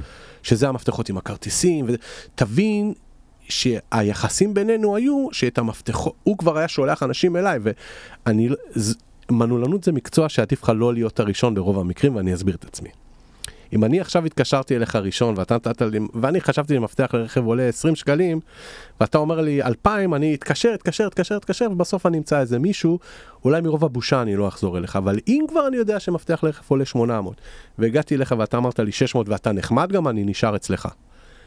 ותבין שמשה, כבר שהוא שלח אצלי אנשים, הם כבר ידעו פחות או יותר את המחירים, ידעו במה מדובר, הם נכנסו, וזה דבר שלא מלמדים בבתי ספר, וזה חבל, כי זה, אתה יודע, זה דבר שאני מספר לך אותו בשנייה, אבל אתה יודע כמה שנים לקח לי להגיע לזה, לנושא של, לא להתווכח ולא לריב עם הלקוח, שזה דבר שקשה לנו, שוב, אנחנו, להיות עצמאי בארץ, זה לא פודקאסט על זה, על כמה קשה להיות, כי אנחנו גם, אתה יודע, ישראלים זה, אבל זה לא קל, אתה יודע, מבחינת ההוצאות שיש לך, איפשהו אני מרגיש גם שמאוד קשה להיות צדיק, רק צדיק, ולהתפרנס, לא בכוונה הזאת, אתה צריך להיות, הדרישה ממך, גם מהפוליטיקאים שלנו, שיהיו תחמנים. זאת אומרת, אם יבוא לך איזה פוליטיקאי, יגיד לך... לא, יש דרישה לעבר פלילי. בדיוק, אתה מבין? זאת אומרת, תיקח את הדוגמה הכי פשוטה. גלנט לא נהיה רמטכ"ל בגלל שהוא בנה בנייה לא חוקית אצלו בבית, מה הוא נהיה? שר השיכון. אצלנו, זה לא מערכון של ארץ נהדרת. תבין, כאילו... עכשיו, ליצור את האמון אצל הלקוח, ואני רואה את זה אצל הרבה מנעולנים, שהם באים... הוא אמר לי לא, והם כועסים כבר ללקוחות, אתה יודע, בייחוד אצלך בתחום, קודם כל הרבה יותר מהתחום שלי. כי רכב אתה שומע כל כך הרבה פעמים לא. כי שוב, הציפייה היא, אתה אמרת, זה לא משהו שהוא מתוכנן, אף אחד לא רוצה להוציא את זה. זה לא שהוא יושב בערב, הוא רואה איזה פרסומת למפתח, והוא אומר, טוב, יאללה, בוא נעשה. זה לא, תשמע. יש לך משהו עוד לספר לנו על משלב, על משהו, או שניגע בזה עוד מעט?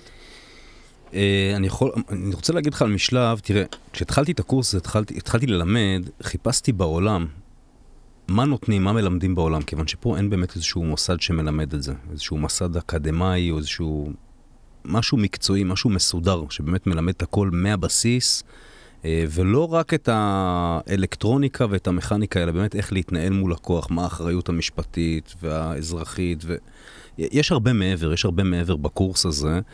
אגב, הרבה תלמידים שם הפכו להיות לא רק חברים למקצוע, אלא כמו שאמרתי לגביך, חברים טובים שלי, כמו דודו שאתה בטח רואה. בחור נחמד. זה מדהים. נפתחים כל כך הרבה דברים, כל כך הרבה קשרים וחברויות מתוך הענף הזה, גם לקוחות וגם תלמידים, שזה באמת מדהים.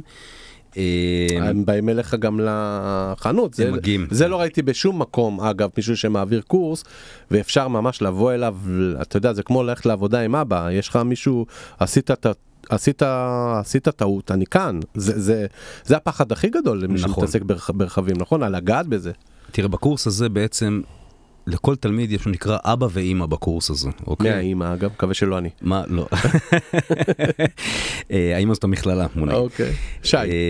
והתלמידים מגיעים אליי בימי שישי, ועובדים אצלי בסדנה בנווה צדק על הרכבים ומתנסים. וגם כשהקורס נגמר, הם ממשיכים להגיע וממשיכים להתנסות. זה בעצם, זה תהליך שהם עוברים אותו איתי, וכל עוד הם רוצים לתת מעצמם, אני נותן ממני. אבל זה לחץ, בנוסף ללחץ הרגיל שיש לך לשכפל מפתח לרכב, ששנינו יודעים, ומי שלא יודע, שכפול מפתח לרכב... דבר מאוד מלחיץ.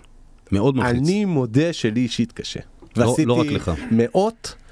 הציפייה הזאת והידיעה שמסוגל לקרות, משהו יכול לקרות, שאגב לא תמיד באשמתך, יקרה משהו, אותי, היה לי מאוד קשה. לא פעם ולא פעמיים. היה לי מאוד קשה. ישבתי ברכב, הדופק שלי עלה, הזעתי ואמרתי, אני יוצא מהתחום. אני עוזב את הענף, לא פעם ולא פעמיים. זה מפחיד. זה מפחיד. יש מקרים שזה באמת נורא נורא נורא מפחיד. אני לא מאמין לאף אחד שאומר לי שזה לא מפחיד אותו. לא מאמין. ואני רואה גם את הפחד הזה אצל התלמידים, אבל אני מצליח לתת להם את הביטחון, וכשהם עובדים עם הציוד הנכון שאני אומר להם, והם קונים את מה שאני אומר להם, מה שאני ממליץ עליהם, כל אחד משהו אחר מתאים לו מבחינת ציוד, כן? אבל כשאני יודע שהם יוצאים עם ציוד, למשל כמו הסמארט פרו, אני יודע שהם לא יכולים לגרום לנזק, אז אני קצת יותר שקט איתם, אוקיי? אני יודע שמקסימום המחשב, מה שנקרא, הפיל אותך במהלך התהליך. לא הצלחת, לא תודה קרה שום רבה, דבר, הפסדתי שעה מהחיים הכל שלי, בסדר. לא כן. קרה כלום. אז אני נותן להם המון ביטחון, הם מקבלים המון ביטחון, אני שומע את הפידבקים מהם, והיום בימי שישי אתה אומר, יש לחץ? תשמע, התלמידים כבר עובדים תוך כדי הקורס, יש לי תלמידים שכבר באמצע הקורס. זה אין דבר כזה, תשמע, זה... החזירו כבר חצי מההשקעה של הקורס. איך אתה בתור איתי... אבל רגע, נחזור רגע ללחץ בשישי. זה קשה. הגעתי למצב שהתלמידים האלה בשישי שבאים להתנסות אצלי ולהתמחות אצלי, מורידים ממני עומס. כן, אבל אתה יודע יש עליך עכשיו אחריות כפולה, אחד עבור הלקוח, שבא לשכפל, והדבר השני, שאתה כביכול, לא הרבה אנשים נותנים כזה צ'אנס לאנשים אחרים. אני לא מכיר בכלל, אני לא מכיר מנעולן רכב שפותח את הדלת שלו ואומר, בואו תיכנסו, תהיו פה איתי, תראו, תלמדו. לא. אין סיכוי, זה לא קורה. ג'קי פרידמן שדיברנו עליו, הרי היה לו בנמל. הוא לקח סודות איתו לקבר, חבל לך על הזמן. אבל תקשיב, אז לא היית יכול להיכנס אליו, אילן אסולין הוא אהב, 2-3, לא היית נכנס אליו.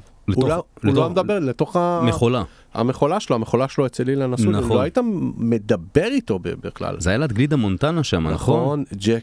ג'ייקי, אות ג'יי, מקף קי. תקשיב, אילן קנה את המכולה שלו, ג'קי באמת הוא היה לו שם בעולם, הבן שלו חזר בתשובה ואני עזרתי לו אז למכור את הדיקודרים של ג'קי שהוא פיתח, הוא נפטר מסרטן לצערי, הוא ישן המון, אוקיי, אני בנושא, אנחנו דיברנו מקודם, ואני רוצה להעלות את זה עכשיו, הרבה שואלים אותי, ובטח אותך גם, בכלל, עולה שם אחד בכל הזה, והפרסומות ברדיו זה בועז פמסון. ולא עובר יום ולא שואלים אותי, אתה יודע מה, לפני שאני אדבר על בועז פמסון, אני אדבר על הארגון. הארגון המנעולנים עומד להיסגר. אתה חבר ועד איתו. נכון. שואלים אותי למה, אז אתה יודע, מי שלא הבין אז אני אסביר. היום המציאות של העולם שלנו, היום מראה לי, שהכל אינדיבידואלי. יש לך את הטיק-טוק שלך, אתה יוצר תכנים לעצמך, אתה מפרסם את עצמך, יש לך בתור מנעולן את המפתח של החנות שלך, את הפרופיל שלך, זאת אומרת, היום הכל הולך, גם להקות מוזיקה, אגב, עומר, שים לב, זמרים, במוזיקה המזרחית זה תמיד היה רק זמרים, אבל שים לב, היום זה זמרים, הרבה פחות להקות, הלהקות שאתה שומע היום זה להקות שהיו משנות ה-90. לא שמתי לב לזה. תשים לב, כולם רוצים להיות, זאת אומרת, הכל אינדיבידואלי, כי היום אתה לא צריך, אתה יכול לעשות הכל לבד. אתה מקים אולפן בבית, אתה מקים טיק טוק, כל ההצלחות הכי גדולות של השנים האחרונות, זה אנשים שעשו את זה לבד, הקליטו בבית לבד, או כוכב נולד, ולאו דווקא חברת תקליטים. אז הארגון בנושא הזה, הוא קם ב-89, אז היום הוא פחות משנה משחק. כאילו, במצב שלנו היום, יש פחות הצדקה לארגון של אנשים, שכבר כל אחד אינדיבידואלי בפרופיל המפתח שלו, בזה, וצריך לזכור, והאמת המצערת, שאנחנו איבדנו בשנים האחרונות חברים חשובים שנפטרו בגלל הגיל, זאת אומרת, הארגון מראש כבר לא צעיר. וזה זמן, אני מבחינתי, גם סוף זה התחלה של משהו אחר, אז ארגון המנעולנים פחות רלוונטי למה שקורה היום מול מה שהוא קם ב-89, והוא גוף שהיה לו המון המון המון המון כוח. אבל דברים השתנו. מה זה דברים השתנו? בכלל, תראה, יצרניות המנעולים, ואני לא כועס עליהם, כבר איפשהו הבינו, אם פעם היא הייתה חברת X, חייבת למכור מוצר רק דרך החנות של אבא שלך. זאת אומרת, אין לה לקוח, הוא לא ייסע אליה למפעל באשקלון, ביבנה, ויקנה את המוצר, אף אחד גם לא יקבל. הוא צריך לבוא לחנות בגבעתיים, לקנות את המנעול. היום אותה חברה מפרסמת בפייסבוק. תבין שהרווח שלה שהיא מוכרת ללקוח הסופי, הרבה יותר מלמכור לך, כי אתה יודע. היצרניות הבינו את זה מזמן. אני לא כועס, זה דרך העולם. היום שיש לך את השוק, פעם, אתה מבין שאבא שלך בכסף שהוציא מדפי זהב, אתה יודע כמה עבודה הוא הכניס, אני זוכר את דפי זהב. המון. אבל היום דפי זהב כבר לא עובד, היום, מי מגיע לחנויות? אגב, אני אספר לך על זה, התקשר אליי לא מזמן איזה לקוח, תבוא אליי, אני רוצה להחליף צילינדר בכתובת זו וזו. זה כתובת של מנעולן, של חנות של מנעולן, חבר טוב שלי. אתה יודע, אני לא אעשה את זה, גם אם זה לא היה חבר שלי, לא הייתי בא, אתה יודע, זה... מה, בעניין רב קומות הזמין אותך כאילו לקומה השנייה ולא אותו. ובקומת קרקע יש מנעולן? אז חשבתי שהיה ריב, בדברים האלה תמיד אני חושד, אולי רב עם המנעולן. לעשות לו דווקא, להביא מישהו, להוציא לו את העין כזה, זה כאילו... אבל לא הייתי בא בכל מקרה, כי זה לא הגיוני, אני לא הייתי רוצה שמישהו יעשה לי את זה. ברור. לא הייתי רוצה לראות איזה מנעולן אצלי, אלא אם כן זה לקוח שאני לא רוצה. אז אני אומר לו, תקשיב, ידידי, אתה יודע שיש לך חנות מנעולים וזה? הוא אומר לי, תקשיב, אני לא יודע, אני בא הביתה ב8 כל יום, לא רואה כלום, נכנסתי לגוגל, ראיתי אתה ראשון, התקשרתי אליך, אני לא יודע... עכשיו, מה זה אומר לי? שאתה יכול היום, שאתה אומר להדפיס, אני יכול היום להקים עסק, לרשום, אני קוראים לי אורי, אני מנעולן 30 שנה למרות שהתחלתי אתמול. לעשות את האתר הכי יפה בעולם. תהיה לך פה קצת בעיה עם חוק המחר, אבל מישהו יתלבש עליך. מי שם לב לזה? בינינו, אתה... אבל בגדול כן, מאוד קל להטעות. אני אגיד לך מה. וזה דבר, אז אורי הזה, את מי הוא יתפוס? את הלקוחות שמחפשים את הזול. ולא מחפשים לקרוא מי אתה. הוא רוצה, אורי אמר לו 180 במקום 400, יאללה בוא אורי. אז באתר הוא קורא שאורי 40 שנה בתחום, ויש אגב, אנשים שהתחילו אתמול, ובאתר שלו הבן אדם הוא סופרמן. עכשיו, זה מוניטין שפעם עסקת אך ורק על ידי חנות. שאל לך חנות ודפי זהב, הבן אדם רצה מנעול, הוא ירד כי הוא היה לו למי לצעוק, ואני אומר, אני בתור בעל חנות, אנשים אומרים, למה אתה רוצה חנות, להיות בקבר וזה, ואני אומר, תקשיבו, אנשים לפעמים רוצים את החנות גם שיהיה להם על מי לצעוק. שאתה מזמין מהאינטרנט, שאני לא פוסל את זה, אנשים עובדים, שאתה מזמין מישהו מהאינטרנט, אתה יודע מי זה, מחר יבוא, מחר לא יבוא, מחר, לא אומר שכולם אוהבים אותי, אבל יש לי יתרון גם שאני אומר.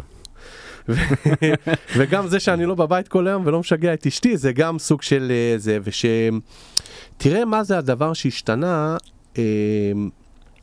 מהבחינה הזאת. זה דברים שארגון המנעולנים, הרי זה ארגון רק של בעלי חנויות.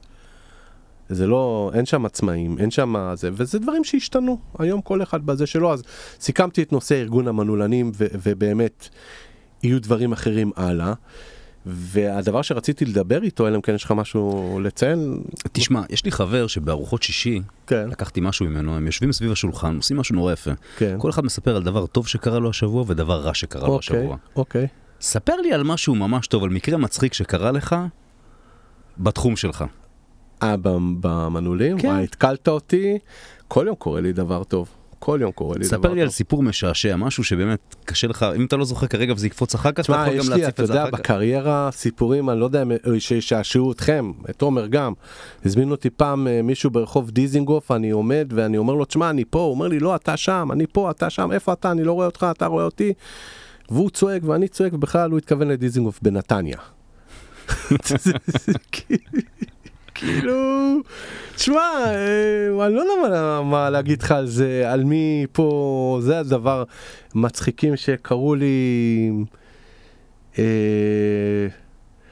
יודע, זה קורה לי כל יום, פחות אצלך, נכנס לחנות, שלום, רוצה לשכפל, אוי, המפתח לא פה. תשמע, זה מוזר. יצא לך להסתבך במרכאות עם לקוח פעם, להגיע עם לקוח לבית משפט?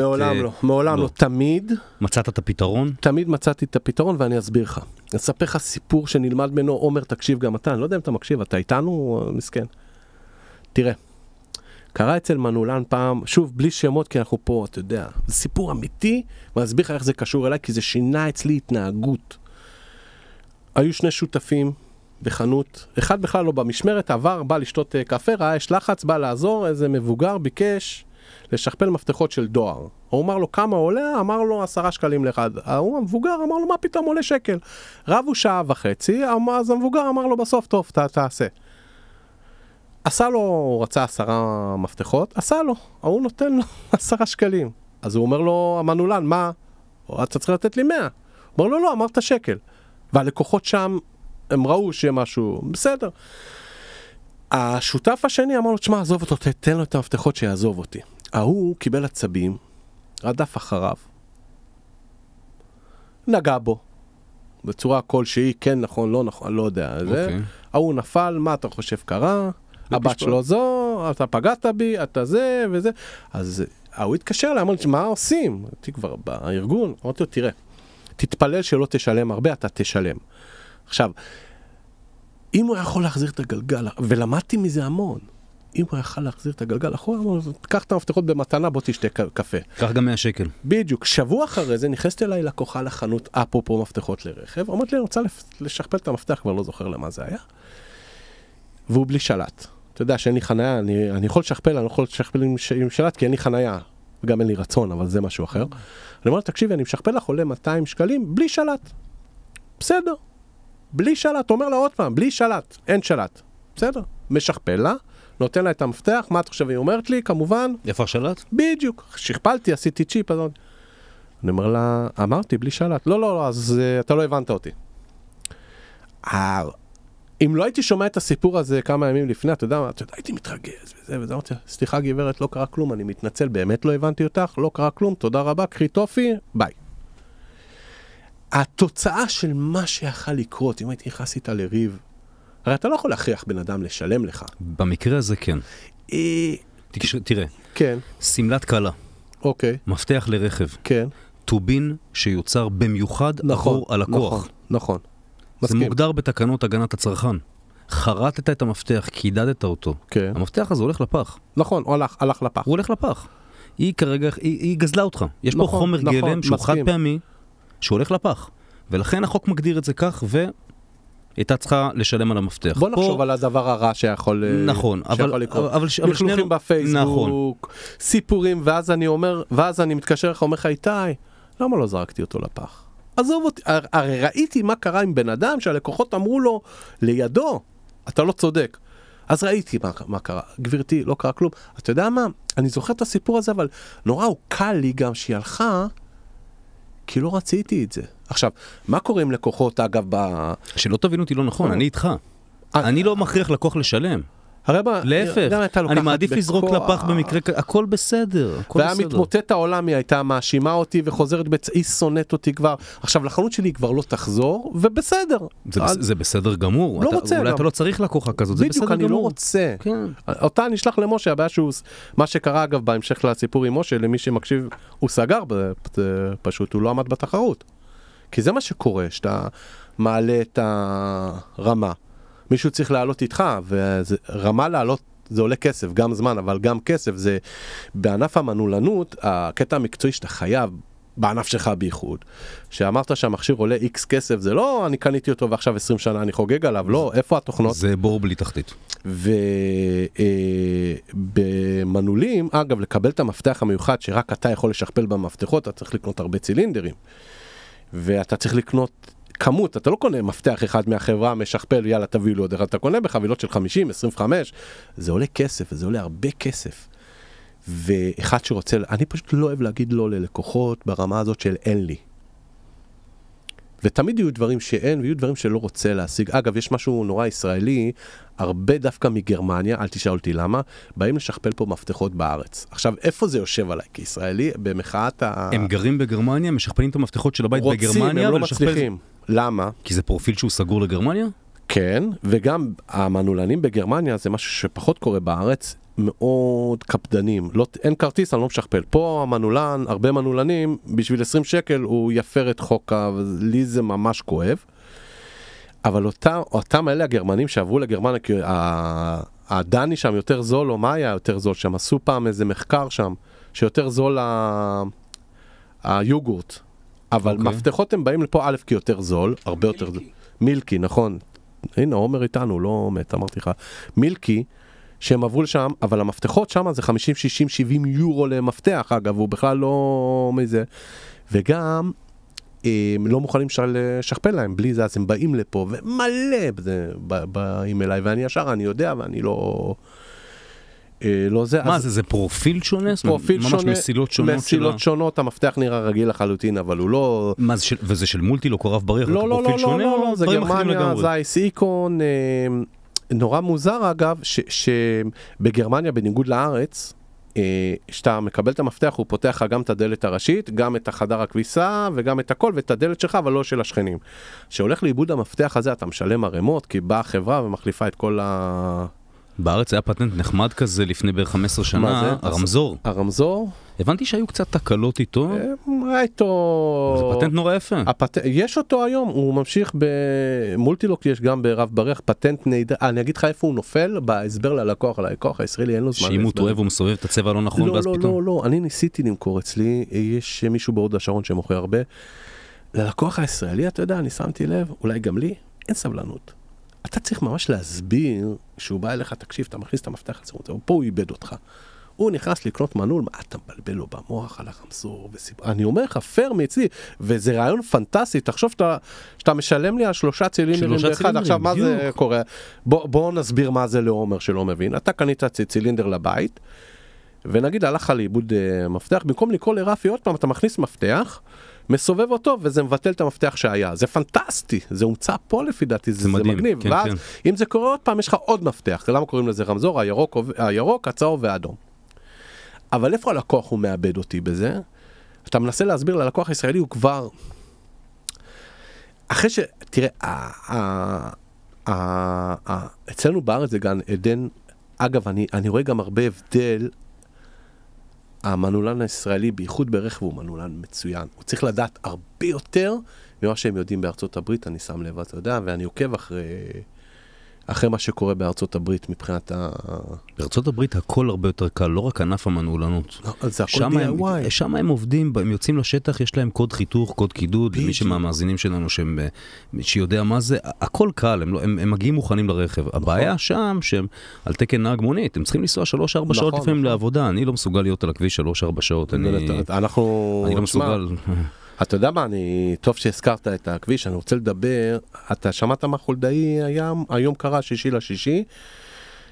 6/6, אתה תשלם פעם, אחת ההחלטות הטובות שלו היה שאם אתה תושב תל אביב, אין יותר אזור 1 ו-2, אתה יכול לחנות בכחול לבן איפה שיש. נכון. נפסק, לא רק שנפסק, אם אתה באזור 1 ותכנה באזור 3, אתה תשלם. מה זאת אומרת? 7, 6, 8 שקלים, לא עקבתי אחרי החוק. זאת אומרת, רון חולדאי, או עיריית תל אביב, אני לא יודע, אני לא פוליטיקאי, אומרים לך דבר שאני ידעתי מזמן כבר, כי אני גר בלב תל אביב, אל תיסע באוטו. לא רוצים שתיסע באוטו. לא רוצים שתיסע באוטו. אתה רואה שבונים יותר ויותר מסלולי אופניים ושבילי אופניים ומצמצמים את הכביש. תלך ברגל, קח אוטוטל, אני מנוי של אוטוטל, יש לי גם דברים טובים להגיד. מה? איך זה מתקשר אלינו, למנעולנים, הסיפור הפוליטי הזה? אני לפני המלחמה פניתי לציפי ברנט. ציפי ברנט היא מתמודדת, היא בעיריית תל אביב, היא הייתה עם אשתי בכיתה או בבית ספר. ואמרתי, תראי, הנושא של הגנבות של אופניים זה לא ייתכן בתל אביב. ובאמת אמרנו, התחלנו לדבר, ואז אתה יודע, נהיה מלחמה, ופתאום אתה יודע, מדבר שחשוב, זה הפך להיות דבר ללא חשוב. אבל היום, אחרי ההחלטה הזאת של לשלם, אני אגיד לך מה, לא ייתכן שהנושא של הגנבות אופניים, שאני ממש במרכז תל אביב, אני חווה אותו כל יום. מה, לגיסי גנבו 3 זוגות אופניים בחצי שנה? עכשיו תראה, אתה יכול לבוא ולהגיד לי, רפי, אתה מתפרנס הרי ממנעולים, מה אתה בוחר? אז אני רוצה להגיד לך משהו אחד. אגב, להתפרנס מדבר רע שקרה למישהו אחר זה לא כיף. אנחנו דיברנו על זה. נכון. אני לא אוהב את זה. אני לא אוהב שגנבו למישהו אופניים, אני לא אוהב שבן אדם נתקע מחוץ לבית, ואני לא אוהב שהוא איבד את המפתח לרכב. אני לא אוהב, אני עושה את זה, אני לא אוהב את זה, זה לא כיף לי. אבל לא ייתכן, נכנסים עליי לקוחות כל יום, ואומרים לי, תשמע, תביא לי את המנעול הכי פשוט שיש. אגב, אם אתה מדבר על עסקים, למה אני כבר לא מאמין שיש משהו שיעצור? איבדו אמון לחלוטין במנעולים, במשטרה, בזה. ושוב, זה לא נושא פוליטי. אבל מה? אני אומר, ואני פונה מפה אולי חולדאי, אורנה ברביראי, ציפי ברנט, אסף זמיר. לא ייתכן שאנשים שגרים בתל אביב משלמים ארנונה גבוהה. והאמת היא אותה האמת, האנשים שגונבים את האופניים, ואגב, הם גונבים עם דיסק היום, כבר הם לא מפחדים מכלום, עם דיסק עושה רעש. כן. אנחנו יודעים לאן זה הולך. זה הולך לדרום תל אביב, למקומות X ו-Y. אם אתה לא יודע, אגב, הרבה שגונבים להם, הם פשוט הולכים למקום וקונים אותם בחזרה, או זה סיכון. לא ייתכן שבארנונה שמשלמים לכם, אני פונה אליכם, איפה המצלמה שלי? הנה המצלמה שלי. תפעילו סיירת, זה לא משטרה, סיירת, כמו שנותנים דוחות לרוכבי קורקינטים שרכבו בלי קסדה, שזה אסור, נכון. תשימו אכיפה. אגב, זה לא מוקפד מספיק, זה לא מוקפד. לא של המשטרה, אלא שלכם, של עיריית תל אביב, כי זה, אגב, רוב המחירות של המנעולים בתל אביב, ה-high security, קריפטונייט וכן הלאה, הם רק בתל אביב, אתה לא תראה את זה בהוד השרון. יש היום מנעול לאופניים או לקורקינט שאי אפשר לפרוץ אותו? גם אם היה, אני לא הייתי מוכר אותו. מה היית עושה אם היה הולך לאיבוד המפתח? מה היית עושה? משאיר את האופניים והולך? וגם תבין ששוב, התל אביבי איבד אמון במנעולים לטעמי. הוא אומר, למה אני צריך? תביא לי את החיזול, במילא יגנבו לי. ואני אומר, האשמה היא לא דווקא בגנבי אופניים שמרוויחים 50-100 שקל על לגנוב מפה ולהביא לשם, וגונבים אגב באמצע הלילה. הם באים למחסנים והם... אני איתי ראיתי הכל מבחינת הגנבות, הכל אני ראיתי. אפי לאור יום. לא, פרצו לבן אדם הביתה וגנבו לו אופניים. לידי הייתה מסעדה עם מנעול, הרימו את העמוד באמצע היום והוא לא שם לב. עכשיו תראה, תבין משהו שאולי אני ואתה במעמד אחר קצת, אבל בן אדם כמו עומר, שוב עומר, בן 30, גנבו לו את הקורקינט. תבינו, בן 30, בלי להעליב, אולי יש לך, ואני לא יודע, מה יש לו כבר בחיים חוץ מהקורקינט ב3,000 שקל, ואת זה לקחת לו. תבין. ואני אומר, זה גם משהו, לא ביקשתי עכשיו שבוא תביא לפה את סיירת מג"ב. רון חולדאי, ציפי ברנט, שימו, אנחנו יודעים לאיזה חנויות זה הולך. תשימו שם פיקוח, וזה יפסיק, הרי אם למוצר אין דרישה, לא תהיה גניבה, הרי לא גונבים לרכוב עליו, הוא הולך לפירוק, או אתה יודע, או למכור למישהו ב100 שקל. ואנחנו יודעים לאן זה הולך. ואני אומר, זה דבר נורא פשוט. אני משלם לכם המון ארנונה, גם אתה, המון ארנונה. עכשיו, שוב, אני לא מבין את זה. מה שקורה אגב, שאני שם שהאזרח הישראלי מתחיל לצלם את הגנבים, ועד שיקרה יום אחד איזה אסון שאחד הגנבים יקה מישהו ויקרה משהו, ואז אתה יודע, ויתעורר. אני אומר, בוא נעצור את זה לפני, בוא נשים את המשטרה באומס, אני מבין, אני מקבל את זה, לא ביקשתי, אבל עיריית תל אביב, תקשיב, זו עירייה עם הכנסות ועם יכולת, ופקחים, ותביאו פקחים, כן, כמו בניו יורק, אתה יודע מה היה בניו יורק. פשע מטורף, שמו 2 שוטרים בכל בלוק, נגמר הפשע. מבטיח לך, זה לא זה. ורוב הפשע אגב הוא במרכז תל אביב. אתה מבין? זה לא עכשיו, זאת הדעה שלי, אבל תגיד, כמה זמן לוקח באמת, נגיד שלקחנו את המנעול הכי יוקרתי והכי איכותי שיש לך בחנות, וקשרנו איתו עכשיו קורקינט חשמלי. ובכל זאת, אתה אומר, מגיעים עם דיסק, מגיעים עם ספרי, אם אני בא עם דיסק, אז זה משהו כמו 2-3 דקות, שזה יחסית הרבה זמן, אבל שוב, נקודת ההתערבות של אנשים בארץ, אתה יודע, תמיד אמרו שהייתי ילד, פה זה לא אמריקאי, מישהו נפל מרים. אני הולך לפרוץ לפעמים בשדרות בן גוריון, איפה שהחנות שלי בדיזינגוף, אני פורץ, או אולי אני לא נראה מחשיד, שזה בסדר. אף אחד לא מסתכל. לא. אף אחד לא... יסתכלו עם הבן אדם, אתה יודע, ייראה שונה... אבל בסרטונים שאני רואה, אנשים לא נראים שונים. פעם הם התחבאו עוד, היו באים צמד, אחד כאילו קושר את האופניים, השני גונב. היום, תקשיב, הוא כבר לא מתחבא. הוא בא עם דיסק, רעש, אמצע היום. עכשיו תבין, גנב לא רוצה לעבוד קשה. ואם נוצר מצב שאתה המנעולים העיקריים של הארץ, פורצים אותם כי אין אכיפה, ואתה יודע, גם אם יתפסו את הבן אדם, מה יעשו לו? עכשיו, זה מרגיז אותי ברמה האישית, כי בתל אביב אומרים, בסדר, שלא יהיה לך רכב, תיסע בשיתופית, תיסע בקורקינטים, ובאמת יש שבילים, אבל חבר'ה, אתם גונבים לי את האופניים. אני מבקש שתפסיקו עם זה, זה לא יאומן, זה לא יאומן שאנשים פשוט מפסיקים עם אופניים, וזה נורא, זהו, זה היה הישראלי שהוא עכשיו שיצא לזה. מה רצית עוד לספר? אני יכול לספר לך שהמכה הזאת של הגנבת אופניים שיש בתל אביב, כן. קשה לי להשוות כן נתונים, אבל יש את אותה בעיה עם אופנועים. כן. לאור יום. בטח, לאור יום, אתה יודע. 2 בצהריים, אתה רואה GMC, הם עורבים מצד אחד של הכביש, מכינים, הם מגיעים צוות, כן, אבל זה קורה בכל מרימים את האופנוע, מכניסים אופנוע של 100,000 שקל, צהריים, 2 בצהריים, קניון רמת גן. נכון. תשמע, אנחנו רואים דברים שהם... כן, אבל זה, אתה מדבר איתי על משהו שאתה יודע, הרבה דברים בארץ כל כך לא בסדר, שאני אומר, זה עוד חלק מהלא בסדר. פה אני מדבר איתך על משהו נקודתי בתל אביב, כי הגניבה הזאת, היא קורית בכפר סבא, ברמת גן, בלילה. זה נושא משטרתי שאני לא יודע אם יש לי את הכוחות בכלל להיכנס אליו, לקראת מה לקראת, אתה יודע, מה שאנחנו עוברים בזה. עכשיו תראה, אני רציתי לדבר, אנחנו תכף נסיים, על בועז פמסון. הרבה שואלים אותי, ולא הספקתי לדבר עליו, אבל אני כן רוצה לדבר עליו.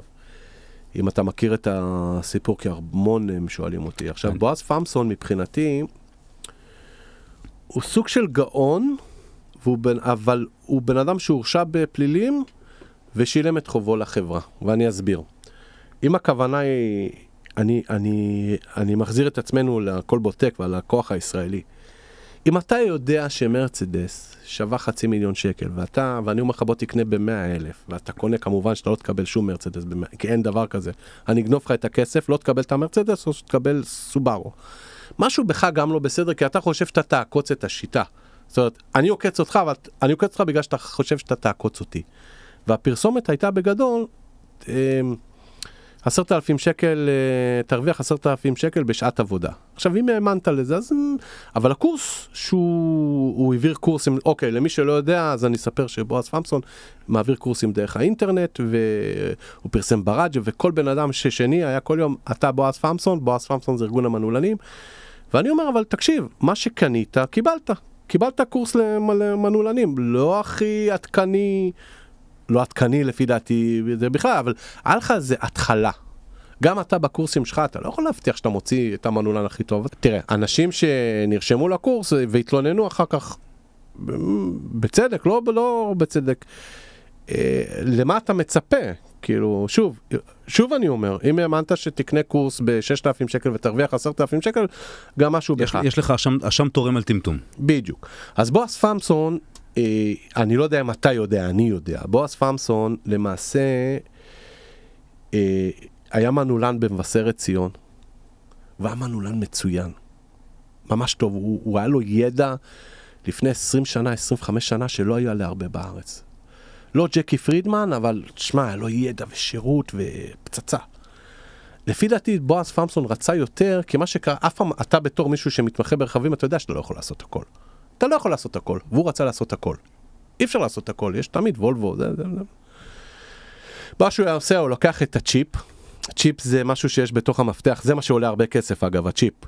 שאם אין אותו אתה לא מניע את הרכב, עשו את זה כדי שלא תחבר שני חוטים ותעקוף את ההתנעה ותניע. אגב, אותו שבב של המפתח של הרכב, אני לא יודע אם אתה ידעת, של פולקסווגן, סיאט, סקודה ואאודי, זה אותו שבב שיש לה כלבים בעורף. לא ידעתי, לא, גדול. למה, אני יכול לקרוא ולהעתיק? אתה יכול לקרוא עם המכשיר של קריאת השבבים את הכלב, אתה תקן ולהעתיק אותו? אז רפי, ממחר אתה יכול לשכפל כלבים? וואי, את הכלב שלי לא נראה לי שרוצים. אוקיי, בועז פמסון, מה שהוא היה עושה, הוא היה מוציא את הצ'יפ מהמפתח, מדביק אותו בסוויץ', נותן מפתח.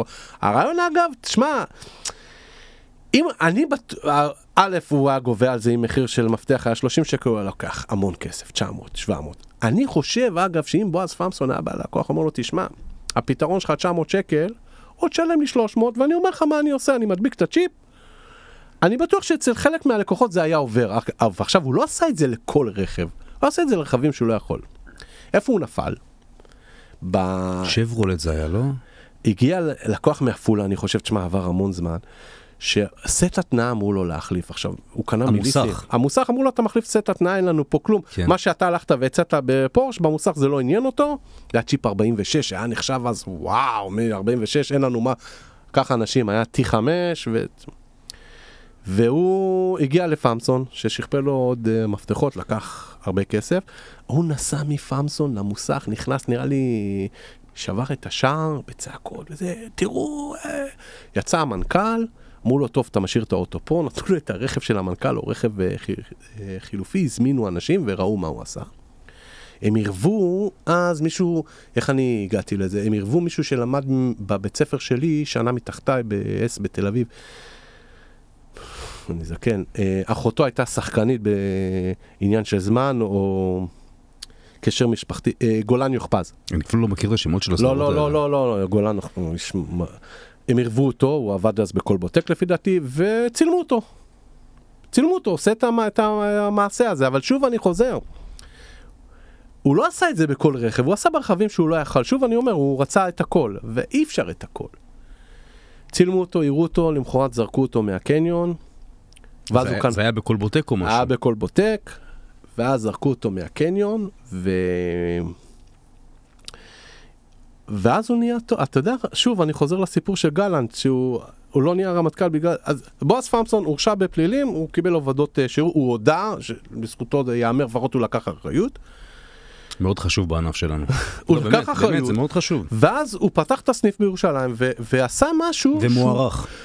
והוא הראשון שעשה את זה בנושא של הקורסים, אני יכול להעריך את זה. תקשיב, שהוא באמת הלך וצילם בעצמו, הוא לא שילם לאנשים, בואו תפיקו לי, הוא עשה את זה הכל בעצמו, ואני מעריך את זה. הוא בן אדם עם יוזמה, הוא יכול להיות שר בממשלה, הוא בן אדם עם יכולת, אם דיברת איתו פעם. לצערי, אתה יודע, שוב, אני חוזר לזה שכישראלי אתה חייב איכשהו תמיד להתגלגל ולחפש את העוד קומבינה ולהביא זה ולהביא פה ולהביא שם, ולצערי, אתה יודע, אבל זה חשוב גם שידעו את האמת על כל הסיפור הזה. אני לא יודע איפה הם, אני לא חבר שלו, אין לי את הטלפון שלו, אבל אם כבר הם שאלו אותי, אז הם שאלו אותי. אגב, אתה הבאת את זה, אני הבאתי פה שני דברים לפני סיום. אתה יודע מה זה? לא. כשאני הייתי ילד, אני חושב שזה היה עם דניאל, זה קשור לבחרי ולקיחת אחריות. עומר, תראה, בצילינדרים הראשונים של הפלדלת, הוציאו צילינדרים בלי חריצים. זאת אומרת שיכולת להכניס כלי, שזה הכלי אגב המקורי של אז, יש לי אותו באוסף. אנשים היו באים עם נייר כסף, מצ'קצ'קים ופותחים לך את הדלת, הפלדלת.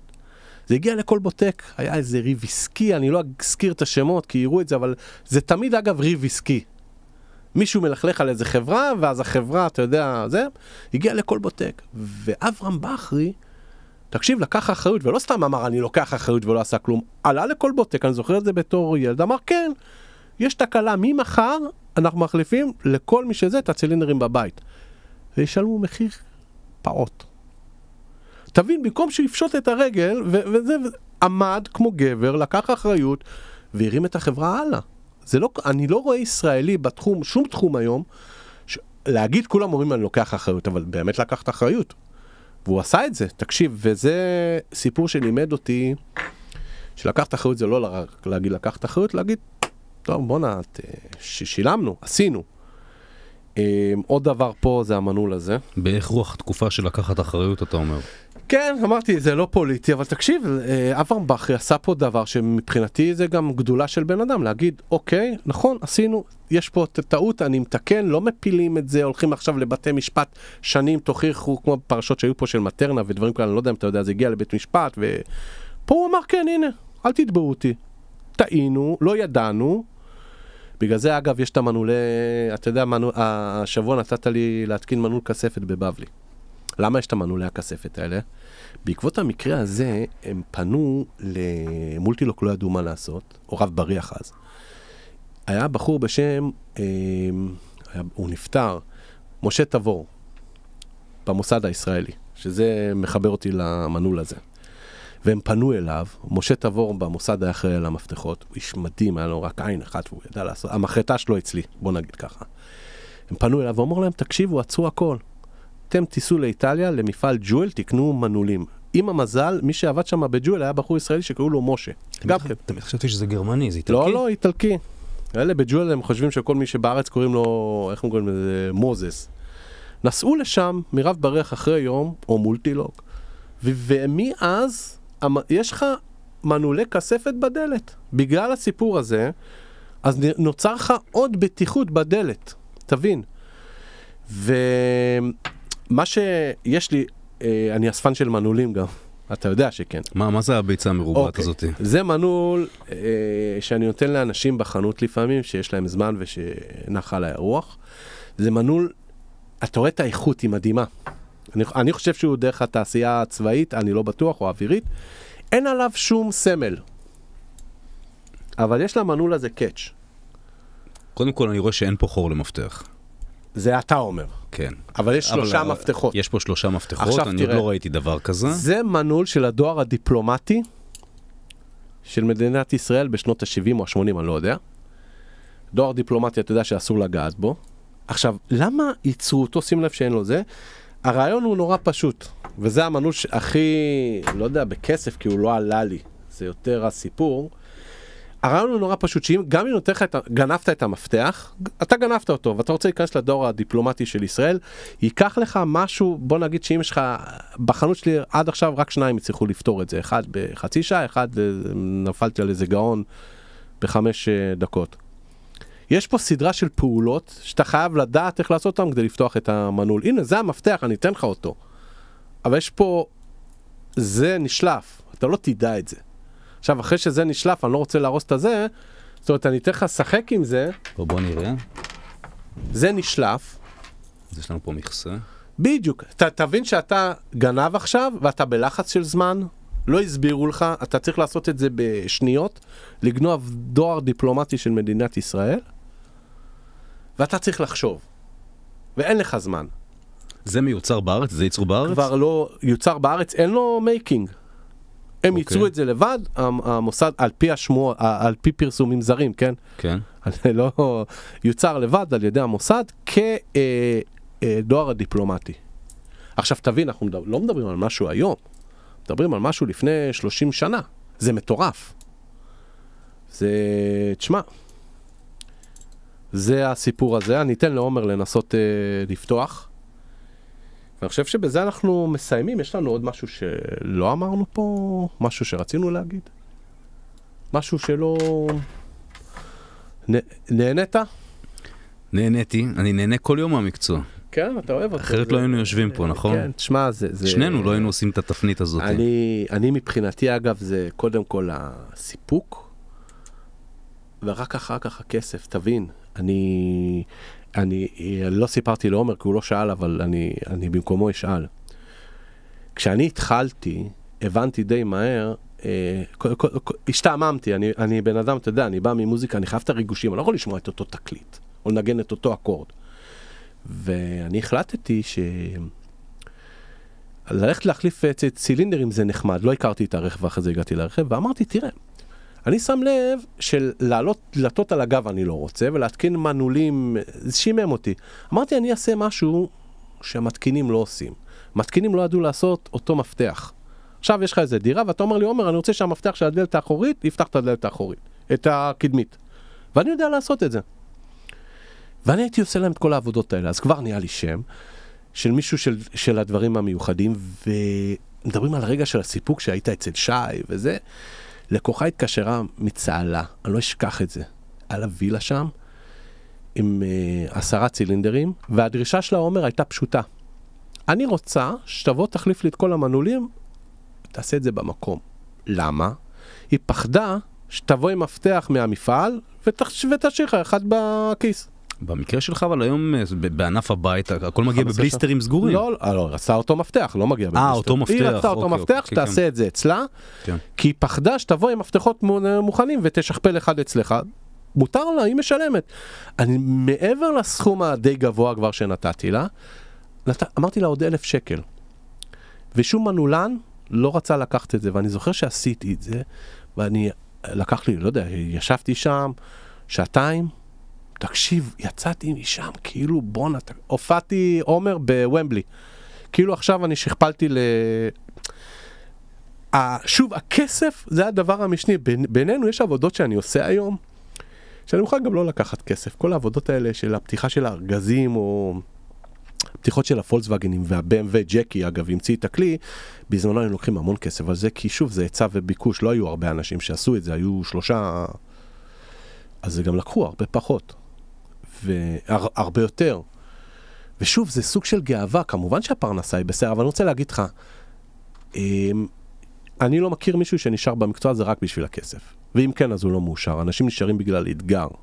וכמובן כסף, יש לנו משפחות, אבל כל המנעולנים שאיתי, כולם אוהבים את המקצוע עד טירוף. זהו. אנחנו מסיימים? כן. יש לך עוד משהו? זהו. חבר'ה, תודה רבה, מי שצופה בנו. תודה רבה. תודה איתי. עם רפי ואיתי זה כדאי.